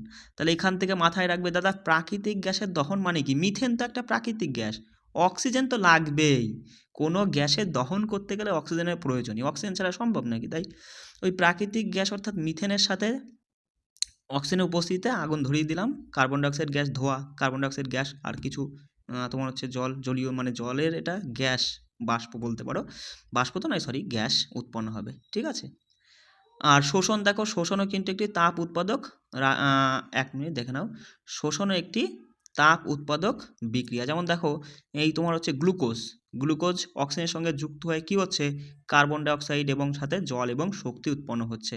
তাহলে এটাও কিন্তু তোমার হচ্ছে মাথায় রাখবে তাপ উৎপাদক রাসায়নিক বিক্রিয়ার কিন্তু উদাহরণ, কারণ এক্ষেত্রে শক্তি উৎপন্ন হচ্ছে, তাই না? শক্তি উৎপন্ন হলে তো তোমার তাপ তো উৎপন্ন হবেই, তাপ না হলে, না বেরোলে শক্তি কী করে বেরোবে? তাই এখানে মাথায় রাখবে এই লাইনটা, যে কার্বোহাইড্রেটগুলো ভেঙে গ্লুকোজে পরিণত হয়, এই গ্লুকোজ আমাদের দেহকোষে অক্সিজেনের সাথে যুক্ত হয়ে শক্তির যোগান দেয়, ঠিক আছে? এক একটা লাইন যা বলছি মার্কিং করে রাখবা। দেখো এটা পড়বে যে শাকসবজির পচনের ফলে যে জৈব সার তৈরি হয়, সেটাই হচ্ছে তাপ উৎপাদক রাসায়নিক বিক্রিয়ার উদাহরণ। কেমন? তাহলে বিষয়টা বুঝতে পারলে দাদা? সংযোজন বিষয়টা কি? সংযোজন বিক্রিয়া, আবার বলছি শর্টকাটে শোনো, সংযোজন বিক্রিয়াকে সংমিশ্রণ বিক্রিয়া বলে, এটা হচ্ছে কম্বিনেশন রিয়াকশন ইংরেজিতে বলা হয়। আর এমন কিছু সংযোজন বিক্রিয়ার ক্ষেত্রে আমরা লক্ষ্য করি যে তাপও বেরোচ্ছে, তাহলে সেটাকে তাপ বেরোচ্ছে, তাপ কি বেরোচ্ছে, অর্থাৎ তাপ মোচি বা এক্সিট হচ্ছে, তাপ এক্সিট হচ্ছে, অর্থাৎ তাপ এক্সিট হচ্ছে মানে বলবা এক্সোথার্মিক বিক্রিয়া। এই জন্যই বলছি এরপরে আর একটা জিনিস আছে, সেটা হচ্ছে এন্ডোথার্মিক বিক্রিয়া। এই দুটো অনেকের গুলিয়ে যায়, ওই জন্য বারবার করে বলছি এক্সোথার্মিক আলাদা আর এন্ডোথার্মিক আলাদা, ঠিক আছে। আচ্ছা দেখো, চলে আসো যে সংযোজন বিক্রিয়া। এই সংযোজন, ও সরি, এটা তো পড়লামই, সংযোজন বিক্রিয়া তো পড়লাম। চলে আসো বিয়োজন, ডিকম্পোজিশন রিয়াকশন বা যাকে বলা হয় বিয়োজন বিক্রিয়া। দাদা বিয়োজনের আর একটা নাম আছে পচন, কি বলে?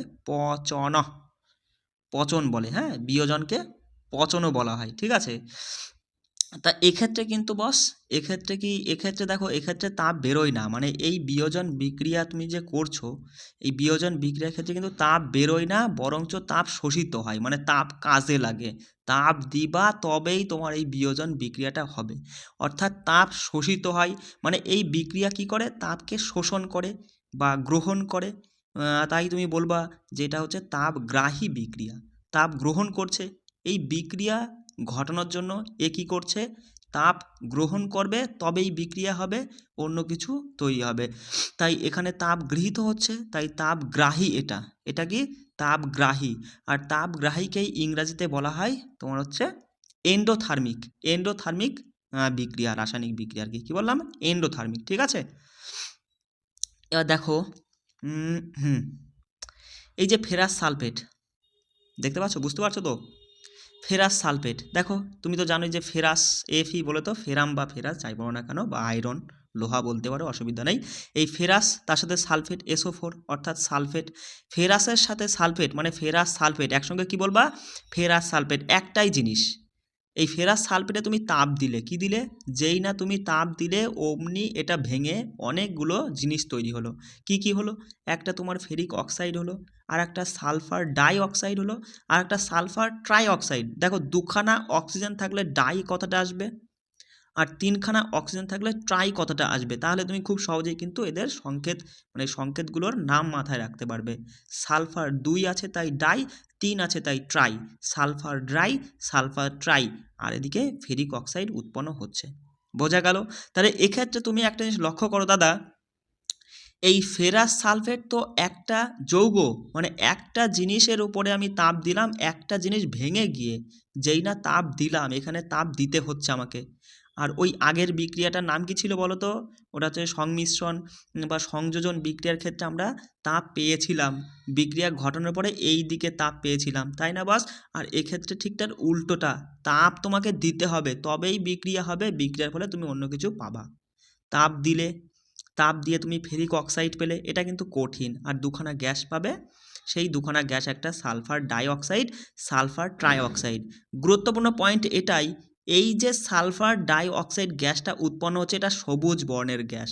মোদ্দা কথা, ফেরাস সালফেটকে তাপ দিলে সেখানে একটা কঠিন পদার্থ ফেরিক অক্সাইড পাচ্ছি, আর সাথে সবুজ বর্ণের ধোঁয়া বেরোচ্ছে।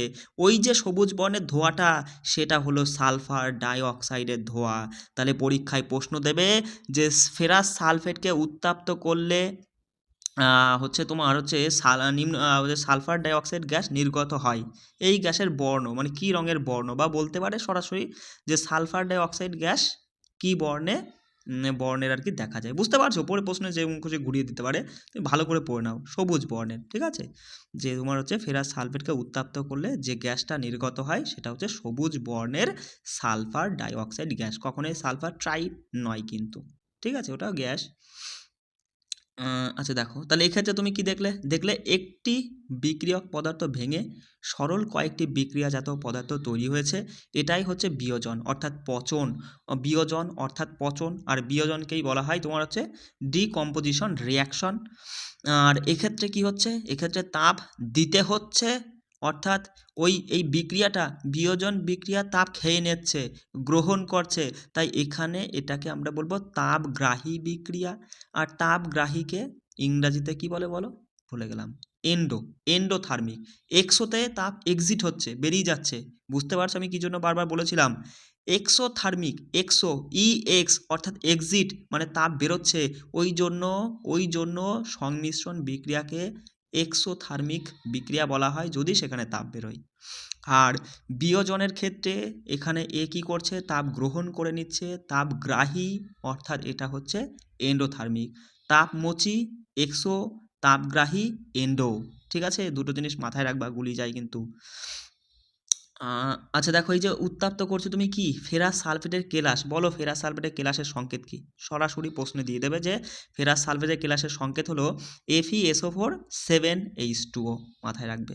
আর দেখলেই বিক্রিয়ায় উৎপন্ন হচ্ছে ফেরাস অক্সাইড, যেটা কঠিন, আর বাকি দুটো গ্যাস, একটা সালফার ডাই অক্সাইড গ্যাস, একটা সালফার ট্রাই অক্সাইড গ্যাস। এই সালফার ডাই গ্যাস অক্সাইড যে গ্যাসটা, এটা কিন্তু সবুজ বর্ণের ধোঁয়া। ঠিক আছে। আর এখানে দেখো শিল্প কারখানায় ব্যবহৃত হয়, জানোই তো, যে তাও বলে দিয়ে একটু শুনে নাও, একটু মার্কিং করে নিও, পড়ে নিবা যে ক্যালসিয়াম কার্বনেট তাপ প্রয়োগে বিয়োজিত হয়ে ক্যালসিয়াম হচ্ছে অক্সাইড এবং কার্বন ডাই অক্সাইডে পরিণত হয়। ওই যে দেখো, আবার তুমি উল্টো করে দেখো, এর আগে তুমি কি করেছিলে বস, বলো?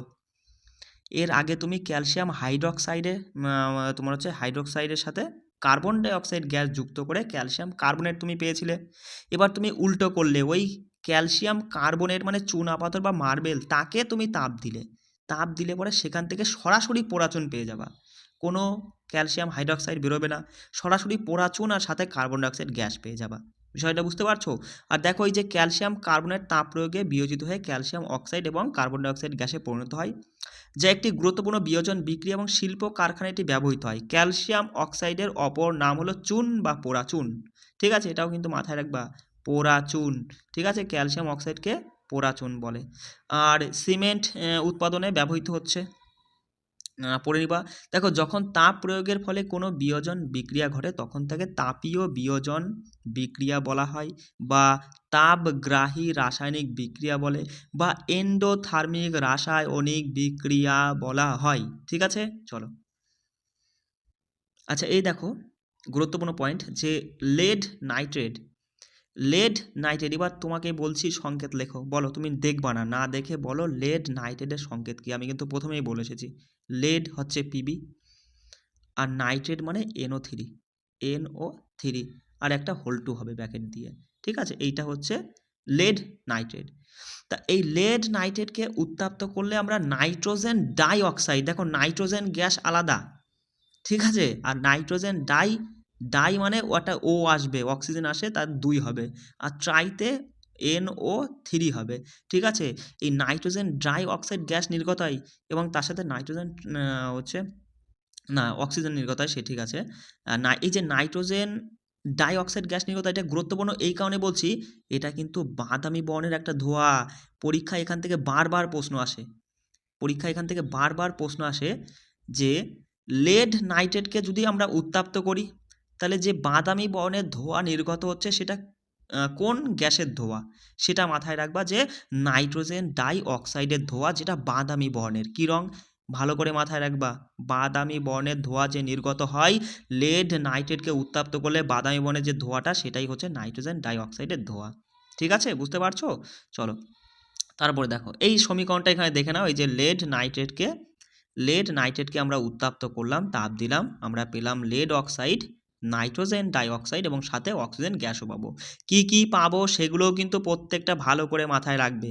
আবার বলছি, লেড নাইট্রেটকে উত্তপ্ত করলাম, 1 নম্বর জিনিস পেলাম লেড অক্সাইড, দ্বিতীয়ত পেলাম নাইট্রোজেন ডাই অক্সাইড, তৃতীয়ত আমরা অক্সিজেনও কিন্তু পেয়ে গেছি। বিষয়টা বুঝতে পারছো? আর এটা কি, এটা হচ্ছে বিয়োজন বিক্রিয়া, কারণ একটা জিনিস ভেঙে গিয়ে 2 বা তার বেশি জিনিস তৈরি হচ্ছে, সেটাই হচ্ছে বিয়োজন। সংমিশ্রণ বা সংযোজন, সেখানে 2 বা তার বেশি, 2টো বা 3টে জিনিস একসঙ্গে মিশে গিয়ে একটা তৈরি হচ্ছিল। আর বিয়োজন ঠিক তার উল্টোটা। বলো, জলের তড়িৎ বিশ্লেষণ, এটা কি সংযোজন নাকি বিয়োজন বিক্রিয়ার উদাহরণ?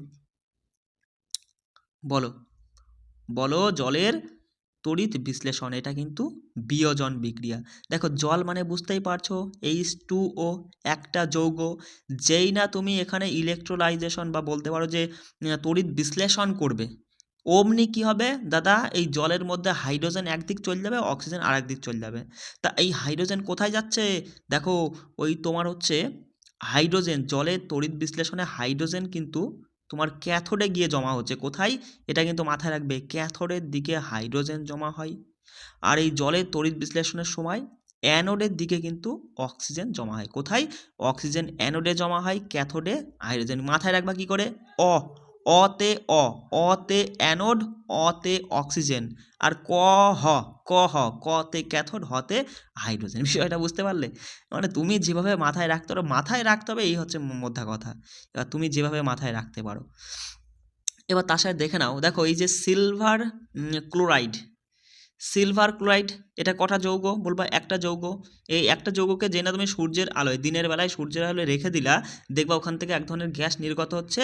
আর এই সিলভার ক্লোরাইডটা তোমার হচ্ছে সাদা বর্ণের, ঠিক আছে, মানে সাদা সাদা কালারের, কিন্তু ওই সূর্যের আলোতে একটু পরপরই তুমি দেখবা সেটা ধূসর বর্ণে পরিণত হয়েছে। মাথায় রাখবে যে সাদা বর্ণের সিলভার ক্লোরাইড সূর্যালোকের উপস্থিতিতে ধূসর বর্ণ। কি রং? রংটাও গুরুত্বপূর্ণ, ধূসর বর্ণের পরিবর্তিত হচ্ছে। মানে বুঝতে পারছো? এনসিইআরটি দেখো, এনসিইআরটি তো বলেই দিয়েছে যে তোমাদের ওই নবম দশম শ্রেণীর পাঠ্য বই থেকে প্রশ্ন করব। এবার ওখান থেকে যেহেতু ওকে প্রশ্ন করতে হচ্ছে, সবাই খুব ভালো মতো পড়ছে, তো ওই এনসিইআরটিও চালাক হয়ে গেছে, মানে পরীক্ষক আর কি বলতে পারো, টিসিএসও চালাক হয়ে গেছে। এমনভাবে কষে ঘুরিয়ে প্রশ্ন ধরবে যাতে ওখান থেকে ছেলেপেলে না পারে করতে। আর আমরাও এমনভাবে কষে পড়ে নেব যাতে যেভাবেই ঘুরিয়ে দিক না কেন আমরা সঠিক উত্তর করেই আসতে পারি। ঠিক আছে, বিষয়টা বুঝতে পারছো? তাহলে এখানে মাথায় রাখবে যে সাদা বর্ণের সিলভার ক্লোরাইড সূর্যালোকের উপস্থিতিতে ধূসর ধূসর বর্ণে পরিণত হচ্ছে। ঠিক আছে, তা দেখো এই সিলভার ক্লোরাইড সূর্যালোকের আলো যেই পেলো অমনি পৃথক হয়ে গেল। একদিকে সিলভার ধাতু পড়ে রইল, আর একদিকে ক্লোরিন গ্যাস বেরিয়ে গেল। বিষয়টা বুঝতে পারছো? সেটাই কিন্তু এখানে বলা হয়েছে। আর ধূসর বর্ণ, মাথায় রাখবা ধূসর বর্ণ। দেখো সিলভার ব্রোমাইডের ক্ষেত্রে দেখো, সিলভার ব্রোমাইডের ক্ষেত্রেও একই জিনিস। সিলভার ব্রোমাইডকেও যদি তুমি সূর্যালোকের উপস্থিতিতে রাখো, তাহলে ওখান থেকেও কিন্তু সিলভার একদিকে হয়ে যাবে, আর একদিকে ব্রোমাইড গ্যাস নির্গত হবে। এটা বেশ গুরুত্বপূর্ণ এই কারণেই, এই সিলভার ব্রোমাইড সাদা কালো ফটোগ্রাফিতে ব্যবহৃত হয়। ভেরি ভেরি ইম্পর্টেন্ট পয়েন্ট মাথায় রাখবা যে সাদা কালো ফটোগ্রাফিতে সিলভার ক্লোরাইড নয়, সিলভার ব্রোমাইড ব্যবহৃত হয়। অনেকে কিন্তু সিলভার ক্লোরাইড করে দাও, সেটা কিন্তু হবে না, সিলভার ব্রোমাইড আমাদের সঠিক উত্তর হয়ে যাবে। কেমন? চলে আসো নিচে, এইটুকু দেখো বেশ গুরুত্বপূর্ণ, একটু পড়ে নাও। বলছে দেখো যে বিয়োজন বিয়োজন বিক্রিয়ায় বিক্রিয়ক পদার্থগুলো ভাঙার জন্য হয় তাপ, না হলে আলো বা তড়িৎ শক্তি, কোনো না কোনো কিছুর তোমার প্রয়োজনই হবে। একদম ঠিক কথা। না হলে কোনো একটা যৌগ কি করে ভাঙবে? একা একা কি আর ভাঙতে পারে? ওর সঙ্গে কিছু না কিছু দিতে হবে। যেমন এখানে তুমি ওই যে যেমন জল কি একা একা ভেঙে হাইড্রোজেন আর অক্সিজেন হইবে? হবে না, কারণ তোমাকে ওখানে তড়িৎ বিশ্লেষণ করতে হবে, তড়িৎ শক্তি দিতে হবে, তবেই না জলটা ভেঙে তোমার হাইড্রোজেন একদিকে অক্সিজেন একদিকে যাবে। বিষয়টা বুঝতে পারছো? যেমন লেড নাইট্রেটের ক্ষেত্রে আমরা দেখলাম, লেড নাইট্রেটের ক্ষেত্রে তোমাকে তাপ দিতে হবে।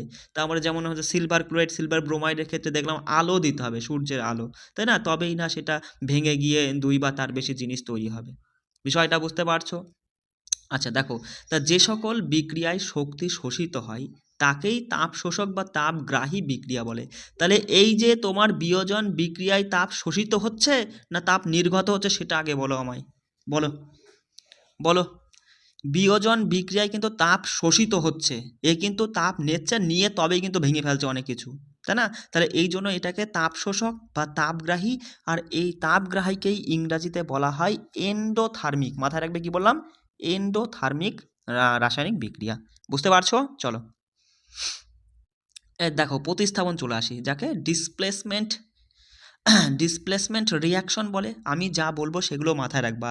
এটাকে আর একটা নাম দেওয়া হয় স্থানচ্যুতি প্রতিক্রিয়া। স্থানচ্যুতি স্থানচ্যুতি প্রতিক্রিয়া, মাথায় রাখবে স্থানচ্যুতি প্রতিক্রিয়া, অর্থাৎ ডিসপ্লেসমেন্ট রিয়াকশন বা একক প্রতিস্থাপন বিক্রিয়া অনেক সময় বলা হয়। ঠিক আছে, একক প্রতিস্থাপন বা দ্বি প্রতিস্থাপনটা আলাদা, শুধু মাথায় রাখবা।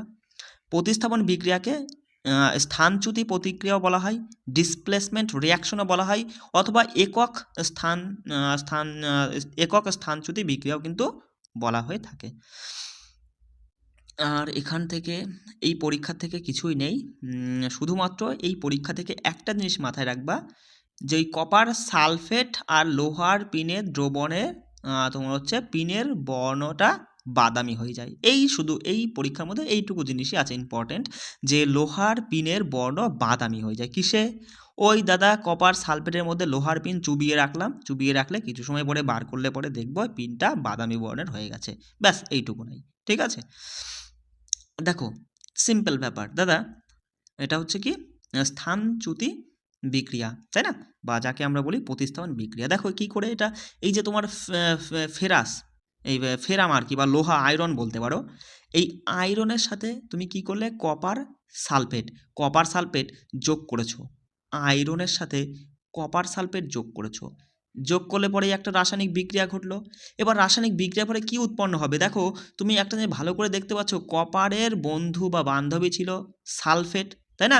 কপারের বান্ধবী কে ছিল? কপারের বান্ধবী সালফেট ছিল। এবার লোহা কি করলো, লোহা কপারকে বললো তুই সরে যা, কেটে পড়, ওকে কাটিয়ে দিয়ে লোহা কি করলো, ওর বান্ধবীকে কেড়ে নিল। তাহলে কেড়ে নিয়ে আয়রন সালফেট উৎপন্ন হলো, বা ফেরাস সালফেট তৈরি হয়ে গেল, আর কপারকে একা করে দিল। তাহলে এটাই কিন্তু প্রতিস্থাপন বিক্রিয়া।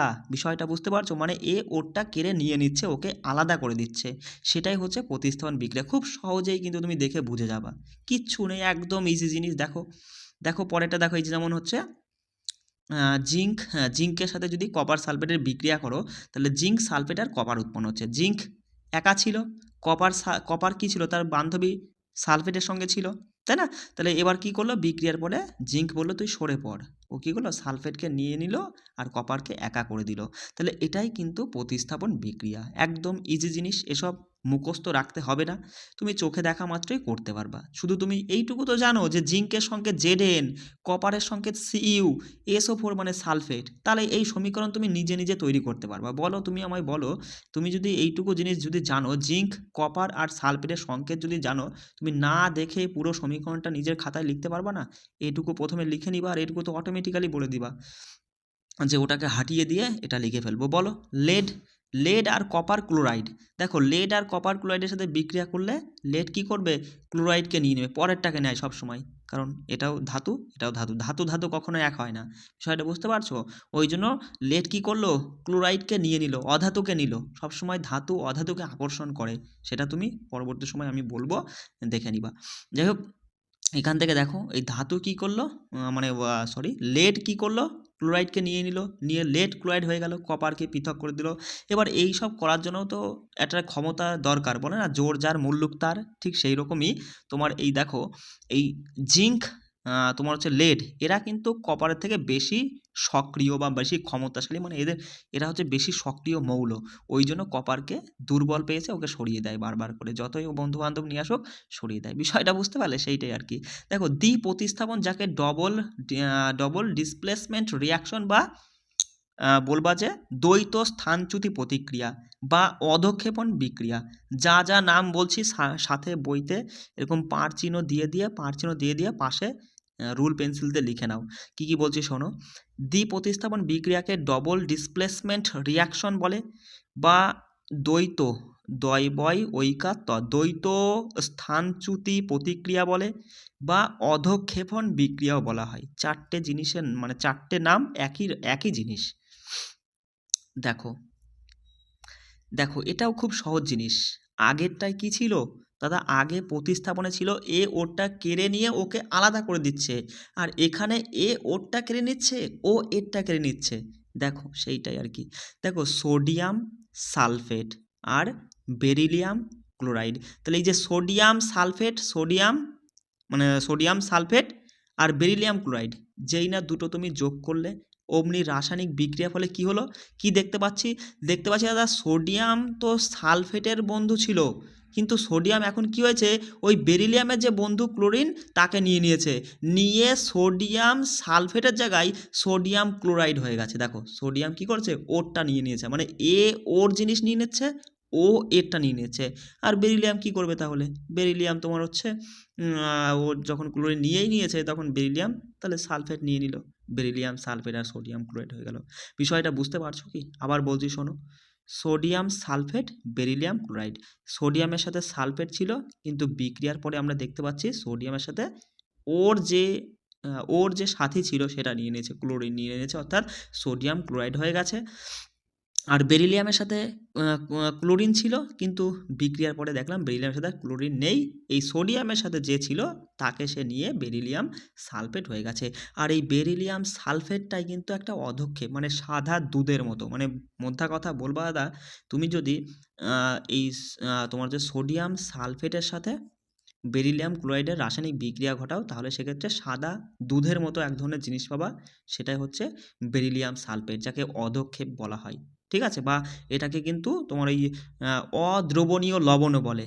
এটা কিন্তু অদ্রবণীয় লবণ। সোডিয়াম ক্লোরাইডটা লবণ, ঠিক আছে, এটা কিন্তু অদ্রবণীয় লবণ, আর এটা কঠিন কিন্তু। বাকি সবই দেখে নাও, দেখো একিউ লেখা, 1 মিনিট দেখো, সবই কিন্তু একিউ মানে জলীয় দ্রবণ, আর এটা কিন্তু কঠিন, এটা হচ্ছে অদ্রবণীয় লবণ। মানে অদ্রবণীয় মানে বুঝতে পারছো না, যে মিশবে না জলের সঙ্গে, তুমি দাও না কেন। যেমন দেখো সোডিয়াম ক্লোরাইড জলের মধ্যে দিলে পরে গুলে যায়, মিশে যায়, আর যেটা অদ্রবণীয় মানে সেটা মেশে না। ঠিক আছে, সেটাই আর কি বলা হচ্ছে যে অদ্রবণীয় লবণ হিসাবে বেরিলিয়াম সালফেট পাওয়া যায়। চলো, তাহলে এখানে সেটাই দেখলে যে বেরিলিয়াম সালফেট সাদা অধক্ষেপ তৈরি করে, তাই না? বেরিলিয়াম আর সালফেট সাদা অধক্ষেপ তৈরি করছে, আর এই বেরিলিয়াম সালফেট কিন্তু অদ্রবণীয় লবণ।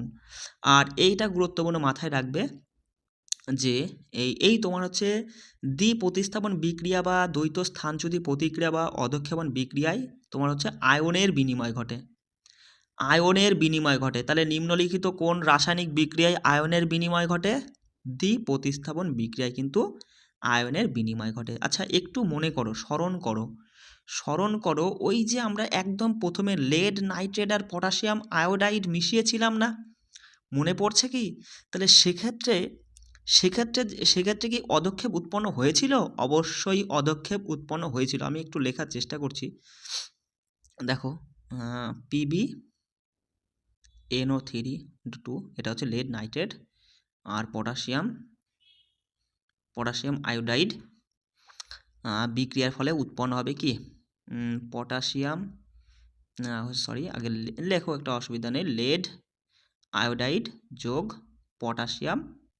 Potassium nitrate. একটু লেখাগুলো দেখবা, তাহলেই হবে। তাহলে এটা কি বলো, এটা কি ধরনের রাসায়নিক বিক্রিয়া? এটা কি তোমার হচ্ছে সংমিশ্রণ বিক্রিয়া মানে সংযোজন বিক্রিয়া হবে, বিয়োজন হবে, প্রতিস্থাপন হবে, না দ্বিপ্রতিস্থাপন হবে? সঙ্গে সঙ্গে বলবা সংযোজন বিয়োজন হওয়ার তো কোনো সুযোগই নেই, কারণ এপাশেও দুটো আছে এপাশেও দুটো আছে, তাই না? প্রতিস্থাপনের ক্ষেত্রে হবে কি, দেখো লেডের সাথে নাইট্রেট ছিল, এবার দেখতে পাচ্ছি এপাশে কোনো একটা সিঙ্গেল নেই, তাই না? সবার সাথেই কিছু না কিছু আছে, তাহলে এটা কিন্তু প্রতিস্থাপন হবে না, এটা দ্বিপ্রতিস্থাপন বিক্রিয়া। কি করে বুঝলাম? কারণ লেডের সাথে নাইট্রেট ছিল, ওপাশে গিয়ে আমরা দেখলাম লেডের সাথে অন্য একটা কিছু এসেছে, আয়োডিন চলে এসেছে, অর্থাৎ আয়োডাইড হয়ে গেছে। আর এখানে ছিল দেখো পটাশিয়ামের সাথে আয়োডিন ছিল, ওপাশে গিয়ে পটাশিয়াম নাইট্রেট, মানে ওরটা নিয়ে নিয়েছে, ওরটা নিয়ে নিয়েছে, তাহলে এটা একটা অধক্ষেপ বিক্রিয়া, বুঝতেই পারছো, বা দ্বিপ্রতিস্থাপন বিক্রিয়া, তাই না? আর এখানে যে অধক্ষেপটা তৈরি হয় সেটা কোনটা? এই তোমার যে উজ্জ্বল হলুদ বর্ণের যে কঠিনটা, সবসময় কঠিনটাই দেখো, ওই তোমার এই বেরিলিয়াম সালফেটও কিন্তু কঠিন ছিল, একটু মনে করে দেখার চেষ্টা করো। আর এই লেড আয়োডাইডও কিন্তু কঠিন হলুদ বর্ণের তোমার হচ্ছে একটা কঠিন পদার্থ, মানে লেড আয়োডাইড, এটাও কিন্তু অদ্রবণীয় লবণ, তাই বুঝতেই পারছো যে উৎপন্ন অধক্ষেপের বর্ণ কীরকম হবে। তার বর্ণ কেমন? হলুদ হবে, এটা হলুদ বর্ণের হবে, তাই না? আর হচ্ছে তোমার আর এটা তোমার হচ্ছে এই বেরিলিয়াম সালফেটে কিন্তু সাদা ছিল, আর এক্ষেত্রে হলুদ বর্ণের আমরা কি পেলাম? পটাশিয়াম আয়োডাইড পেলাম। আর এখানে এটা কিন্তু অদ্রবণীয় লবণ, আর এটা দ্বিপ্রতিস্থাপন বিক্রিয়া, বুঝতেই পারছি। চলে আসো জারণ বিজারণ। দেখো জারণ বিজারণ একদম সহজ জিনিস, ছোটোবেলা থেকেই পড়ে আসছো। আচ্ছা, এখানে দেখে নাও। আচ্ছা দেখো, এটা কি বলো, Cu মানে কি? কপার, আর O2 মানে কি? অক্সিজেন। তার মানে কপারের সাথে অক্সিজেন যোগ করলাম, যোগ করে তাপ দিয়েছি, তাপ দিলে পরে আমরা এপাশে দেখলাম যে কপার অক্সাইড উৎপন্ন হয়েছে। মানে কেসটা কি ঘটেছে? মানে কপার তো একা ছিল, বিক্রিয়া, এই জায়গাটায় বিক্রিয়া ঘটেছে, এটা হচ্ছে বিক্রিয়ার জায়গা, ঠিক আছে। তীর চিহ্ন মানে বিক্রিয়া হচ্ছে। বিক্রিয়ার পরে গিয়ে আমরা দেখলাম কপার আর একা নেই, কপারের সাথে অক্সিজেন যুক্ত হয়ে গেছে, মানে কপার অক্সিজেন যুক্ত হয়ে গেছে মানে কি, কপার অক্সিজেন গ্রহণ করেছে। দেখো, কপারের সাথে অক্সিজেন যুক্ত হয়ে কপার অক্সাইড তৈরি হয়েছে, তাহলে কপার কি করেছে, অক্সিজেন গ্রহণ করেছে। মাথায় রাখবে, যে মৌলটা অক্সিজেন গ্রহণ করে সে তখন জারিত হয়, অর্থাৎ তার জারণ ঘটেছে। কি বললাম, সিম্পল ব্যাপার, আবার বলছি শোনো, যে অক্সিজেনের যুক্ত হওয়াটাই জারণ, কোনো মৌলর সাথে অক্সিজেন যুক্ত হওয়াটাই জারণ, আর অক্সিজেন বেরিয়ে যাওয়াটাই বিজারণ। সিম্পল ব্যাপার, দেখো কপারের সাথে তুমি অক্সিজেনের বিক্রিয়া করলে দেখলে কপার অক্সাইড, এটা কিন্তু কপারের সাথে অক্সিজেন যুক্ত হয়ে গেছে, কপার অক্সাইড, অর্থাৎ কপার এখানে সিঙ্গেল একা ছিল, এখানে অক্সিজেন যুক্ত হয়েছে, অর্থাৎ অক্সিজেন যুক্ত হওয়াটাই তুমি বলবা কপার জারিত হয়েছে, অর্থাৎ জারণ ঘটেছে। তাহলে এটা কি ধরনের বিক্রিয়া, জারণ, এটা শুধুমাত্র জারণ, ঠিক আছে। আচ্ছা, তা এখানে দেখো পরবর্তীতে আমরা যদি দেখি, পরবর্তীতে আমরা দেখি, দেখো তোমার হচ্ছে কপার অক্সাইড, এই কপার অক্সাইডের সাথে যদি আমরা হাইড্রোজেন গ্যাস যুক্ত করে যদি তাপ দিই তাহলে কি হবে। দেখো কপার অক্সাইড মানে কি, কপারের সাথে অক্সিজেন ছিল, যেই না তাপ ঠাপ দিলে রাসায়নিক বিক্রিয়ার ফলে আমরা দেখলাম কপার অক্সাইড কী হয়েছে, শুধু কপারে পরিণত হয়েছে, মানে অক্সিজেন বেরিয়ে গেছে। অক্সিজেনের বেরিয়ে যাওয়াটাই বিজারণ, অক্সিজেনের বেরিয়ে যাওয়াটাই বিজারণ। বারবার করে বলছি শোনো, কোনো যৌগ একা ছিল, কোনো যৌগ, ধরো এখানে ধরো এ দিয়েই বলছি, এ একটা যৌগ, সে একাই আছে, তার সাথে দেখতে পাচ্ছ অক্সিজেন যুক্ত হয়েছে। অক্সিজেন যুক্ত মানে কেমন যুক্ত হওয়া, এই এর সাথে ও যুক্ত হয়ে গেছে, তাহলেই তো বলবো অক্সিজেন যুক্ত হয়েছে। তাহলে এখানে অক্সিজেন যুক্ত হয়েছে মানে এখানে কিন্তু জারণ ঘটেছে, মানে এ একা ছিল, বিক্রিয়ার পরে দেখলাম এর সাথে ও যুক্ত হয়েছে, অর্থাৎ অক্সিজেনের যুক্ত হওয়া মানে জারণ। যদি এরকম দেখো যে বির সাথে ও ছিল, বিক্রিয়ার ফলে শুধু বি একা রয়ে গেছে, তাহলে বি, বির সাথে অক্সিজেন ছিল, বিক্রিয়ার পরে শুধু বি রয়েছে, মানে অক্সিজেন বেরিয়ে গেছে, অক্সিজেন বেরিয়ে যাওয়াটাই বিজারণ। এত সিম্পল জিনিস কেন বোঝো না তোমরা, আমি বুঝি না তো। দেখো পড়ো, বলছে রাসায়নিক বিক্রিয়ার সময় কোনো পদার্থ যদি অক্সিজেন গ্রহণ করে তখন বলা হয় যে পদার্থটি জারিত হয়েছে। রাসায়নিক বিক্রিয়ার সময় কোনো পদার্থ যদি অক্সিজেন বর্জন করে তখন বলা হয় যে পদার্থটি বিজারিত হয়েছে। সিম্পল ব্যাপার, কোনো কেউ যদি অক্সিজেন মানে খেয়ে নেয়, মানে অক্সিজেন যোগ করে নেয়, তাহলে পরে সেটা জারিত হয়েছে, আর অক্সিজেন যদি কেউ ছেড়ে দেয়, ফেলে দেয়, বাদ দিয়ে দেয়, বর্জন করে দেয়, বিজারিত হয়েছে। সিম্পল ব্যাপার। বলো, দেখো এখানে, দেখো এখানে কিন্তু জারণ বিজারণ দুটোই ঘটেছে, তাই না। কপার অক্সাইড, কপার সাথে অক্সিজেন ছিল, বিক্রিয়ার পরে আর অক্সিজেন নেই, অক্সিজেন বেরিয়ে গেছে, বিজারিত হয়েছে, বিজারণ ঘটেছে। হাইড্রোজেন একা ছিল, বিক্রিয়ার পরে অক্সিজেন যুক্ত হয়েছে, অক্সিজেন যুক্ত হওয়া মানেই জারণ ঘটে, মানে জারিত হয়েছে, অর্থাৎ জারণ ঘটেছে। এটাকেই জারণ বিজন বিক্রিয়া বা রেডক্স বিক্রিয়া বলা হয়। বলো, বলো, দেখো এই যে এইটা আমাকে বলো, এখানে কে জারিত হয়েছে, কে বিজারিত হয়েছে, মানে কোথায় কোনটা জারণ হবে, কোনটা বিজারণ হবে, বলো। দেখো জিঙ্ক, জিঙ্কের সাথে কি ছিল, অক্সিজেন ছিল, মানে জিঙ্ক অক্সাইড, তাহলে এই জিঙ্ক অক্সাইড এই জায়গাটা বিক্রিয়া হয়েছে, বিক্রিয়ার পরে কি হয়েছে সেটা দেখো। দেখো জিঙ্ক অক্সাইড বিক্রিয়ার পরে শুধু জিঙ্ক আছে, এর সাথে কিন্তু কোনো অক্সিজেন নেই, তার মানে এই জিঙ্ক অক্সাইড বিক্রিয়ার পরে শুধু জিঙ্ক, মানে অক্সিজেন বেরিয়ে গেছে, তার মানে জিঙ্ক অক্সাইড বিজারিত হয়েছে, অর্থাৎ বিজারণ ঘটেছে। বিষয়টা বোঝা গেল, কে বিজারিত হয়েছে, এই সমীকরণে বলো কে বিজারিত হয়েছে, জিঙ্ক অক্সাইড বিজারিত হয়েছে। ও বিজারিত হয়েছে মানেই তো, মানে ওর মধ্যে থেকে অক্সিজেন বেরিয়ে গেছে, বেরিয়ে গিয়েই তো তোমার হচ্ছে জিঙ্ক, জিঙ্ক শুধু জিঙ্ক হয়েছে। বিষয়টা বুঝতে পারছো না, এত সহজ জিনিস। দেখো কার্বনটা, দেখো কার্বনের সাথে কেউ ছিল কি, কেউ নেই, কিন্তু বিক্রিয়ার পরে দেখলাম কার্বনের সাথে অক্সিজেন যুক্ত হয়ে কার্বন মনোক্সাইড হয়ে গেছে, তাহলে এখানে অক্সিজেন যুক্ত হয়েছে, অক্সিজেন যুক্ত হয়েছে, তাহলে এই কার্বন কিন্তু জারিত হয়েছে, অর্থাৎ কার্বনের ক্ষেত্রে জারণ ঘটেছে। সিম্পল ব্যাপার, বোঝা গেল।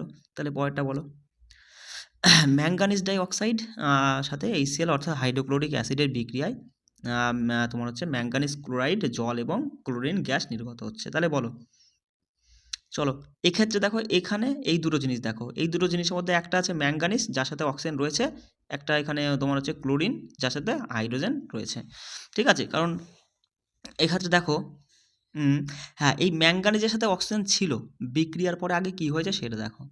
ম্যাঙ্গানিজের সাথে কি কোথাও অক্সিজেন আছে? কোথাও কিন্তু অক্সিজেন নেই। ম্যাঙ্গানিজের সাথে কিন্তু অক্সিজেন নেই, তাহলে ম্যাঙ্গানিজের ক্ষেত্রে কি হয়েছে বলো? অক্সিজেন ম্যাঙ্গানিজ ছেড়ে দিয়েছে, বর্জন করে দিয়েছে, তাহলে এখানে তুমি বিজারণ লিখবে। কি লিখবে? বিজারণ।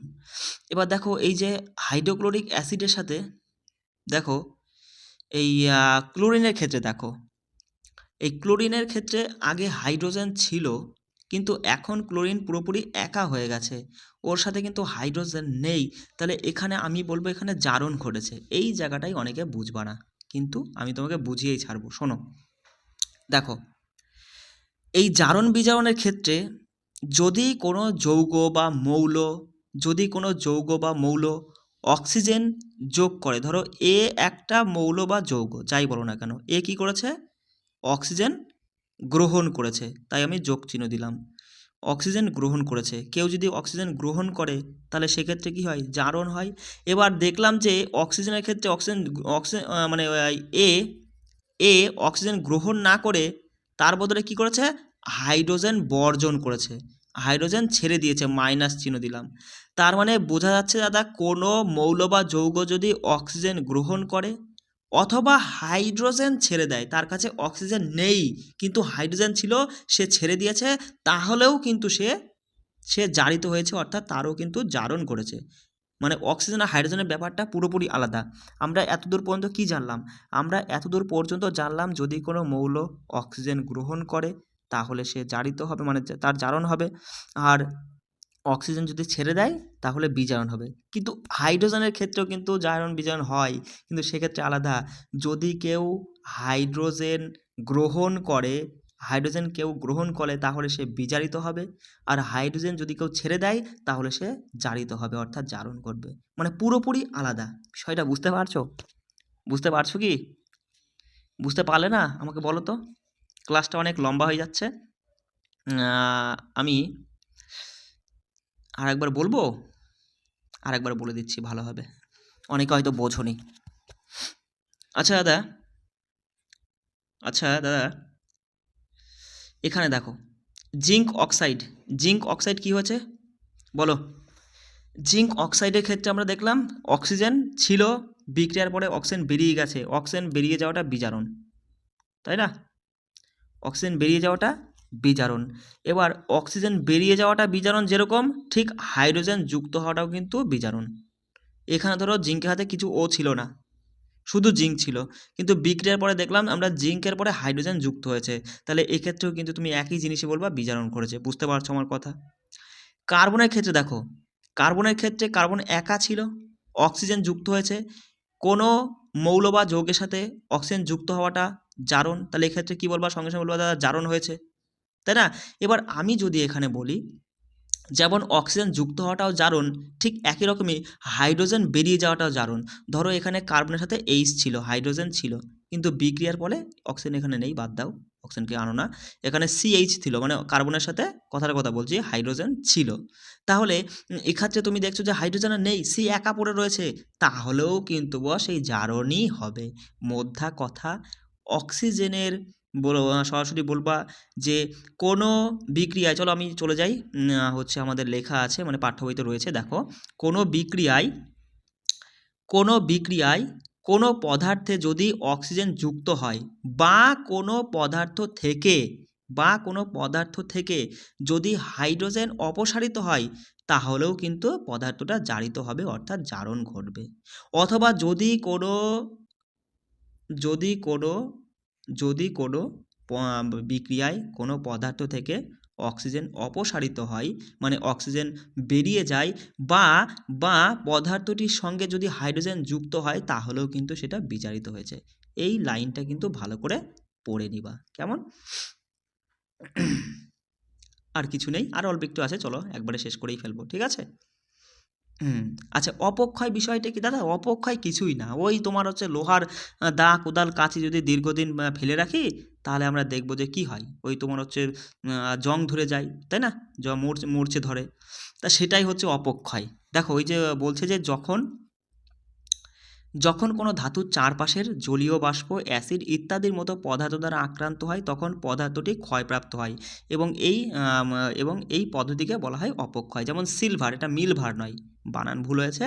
সিলভারের ওপর কালো রঙের আস্তরণ পড়ে, গুরুত্বপূর্ণ, করো আন্ডারলাইন করো। সিলভারের ওপরে কালো রঙের আস্তরণ পড়ে, কপারের ওপরে সবুজ রঙের আস্তরণ পড়ে, ঠিক আছে? এগুলো সবই কিন্তু অপক্ষয়ের উদাহরণ, মাথায় রাখবা। আর রেখা অপক্ষয় থেকে রোধ পাওয়ার কি উপায় আছে? যেমন ওই তোমার কি করতে হবে, গ্যালভানাইজেশন করতে হবে, অথবা বলতে পারো যে রং করে রাখতে হবে, তাহলেও কিন্তু মানে আর কি জং ধরার হাত থেকে রক্ষা পাওয়া যায়, তাই না? হ্যাঁ, দুর্গন্ধতা কি? দেখো, ওই দেখো না, তেলযুক্ত খাবার যদি বেশ কিছুদিন ঘরের মধ্যে তুমি রেখে দাও, তাহলে সেখান থেকে তোমার হচ্ছে দুর্গন্ধ ছড়ায়। সেইটাই আর কি বলছে যে দুর্গন্ধতা, অর্থাৎ চর্বি বা তেল জারিত হয়ে পচে যায়। কি হয়? জারিত হয়ে, মাথায় রাখবে, তেল বা চর্বি জারিত হয়ে পচে যায়, এতে গন্ধ বা স্বাদের পরিবর্তন হয়। সাধারণত এই জারণ কার্যে বাধাদানকারী অ্যান্টি অক্সিডেন্ট পদার্থ সমূহই কিন্তু তোমার হচ্ছে চর্বি বা তেলযুক্ত খাবারে যোগ করা থাকে। মানে কি, ওই একটা চিপসের প্যাকেটে যে আলুর চিপসটা, সেটা কিন্তু বস তোমার হচ্ছে পচে যেতে পারে, পচে গিয়ে দুর্গন্ধ ছড়াতে পারে। ওই জন্য অ্যান্টি অক্সিডেন্ট পদার্থ হিসাবে ওই চিপস, মানে দেখো, পচে যাওয়া মানে কীভাবে পচে যায়? অক্সিজেন, মানে যেই ফুটো ফাটা হয়ে গেলে পরে অক্সিজেন ঢুকে যাবে, অক্সিজেন ঢুকে গেলেই সেটাকে কী করে দেবে? অক্সিজেন ঢুকে যাওয়া মানে কি তুমি বলো? জারিত হয়ে যাবে। অক্সিজেন যুক্ত হয়ে যাওয়া মানেই জারিত হবে, অর্থাৎ সেটা পচে নষ্ট হয়ে গন্ধ ছড়াবে। তার জন্য কিন্তু চিপসের প্যাকেটে নাইট্রোজেন গ্যাস দিয়ে ভরা থাকে। বিষয়টা বুঝতে পারছো? দেখো এখানে কোথায় লেখা আছে, চিপসের প্যাকেটে সাধারণত নাইট্রোজেন গ্যাস ভরা থাকে, কারণ নাইট্রোজেন গ্যাস জারণ কার্যে বাধাদানকারী অ্যান্টি অক্সিডেন্ট পদার্থ হিসাবে কাজ করে। বিষয়টা বোঝা গেল। এই ছিল তোমাদের রাসায়নিক বিক্রিয়া এবং সমীকরণ। আর তোমরা সবাই ভালো করে পড়বে। আর একটা কথা, প্রত্যেকটা ক্লাসই আমি তোমাদের হচ্ছে ইউটিউবে ফ্রি করিয়ে দেবো, কিন্তু তোমাকে একটা কাজ করতে হবে, ভিডিওতে একটা লাইক করে দিতে হবে। এই ভিডিওতে 1K লাইক হয়ে গেলেই পরে আমি নেক্সট ক্লাস খুব দ্রুত নিয়ে আসবো। সবাই ভালো করে পড়বে। রাখছি। জয় হিন্দ।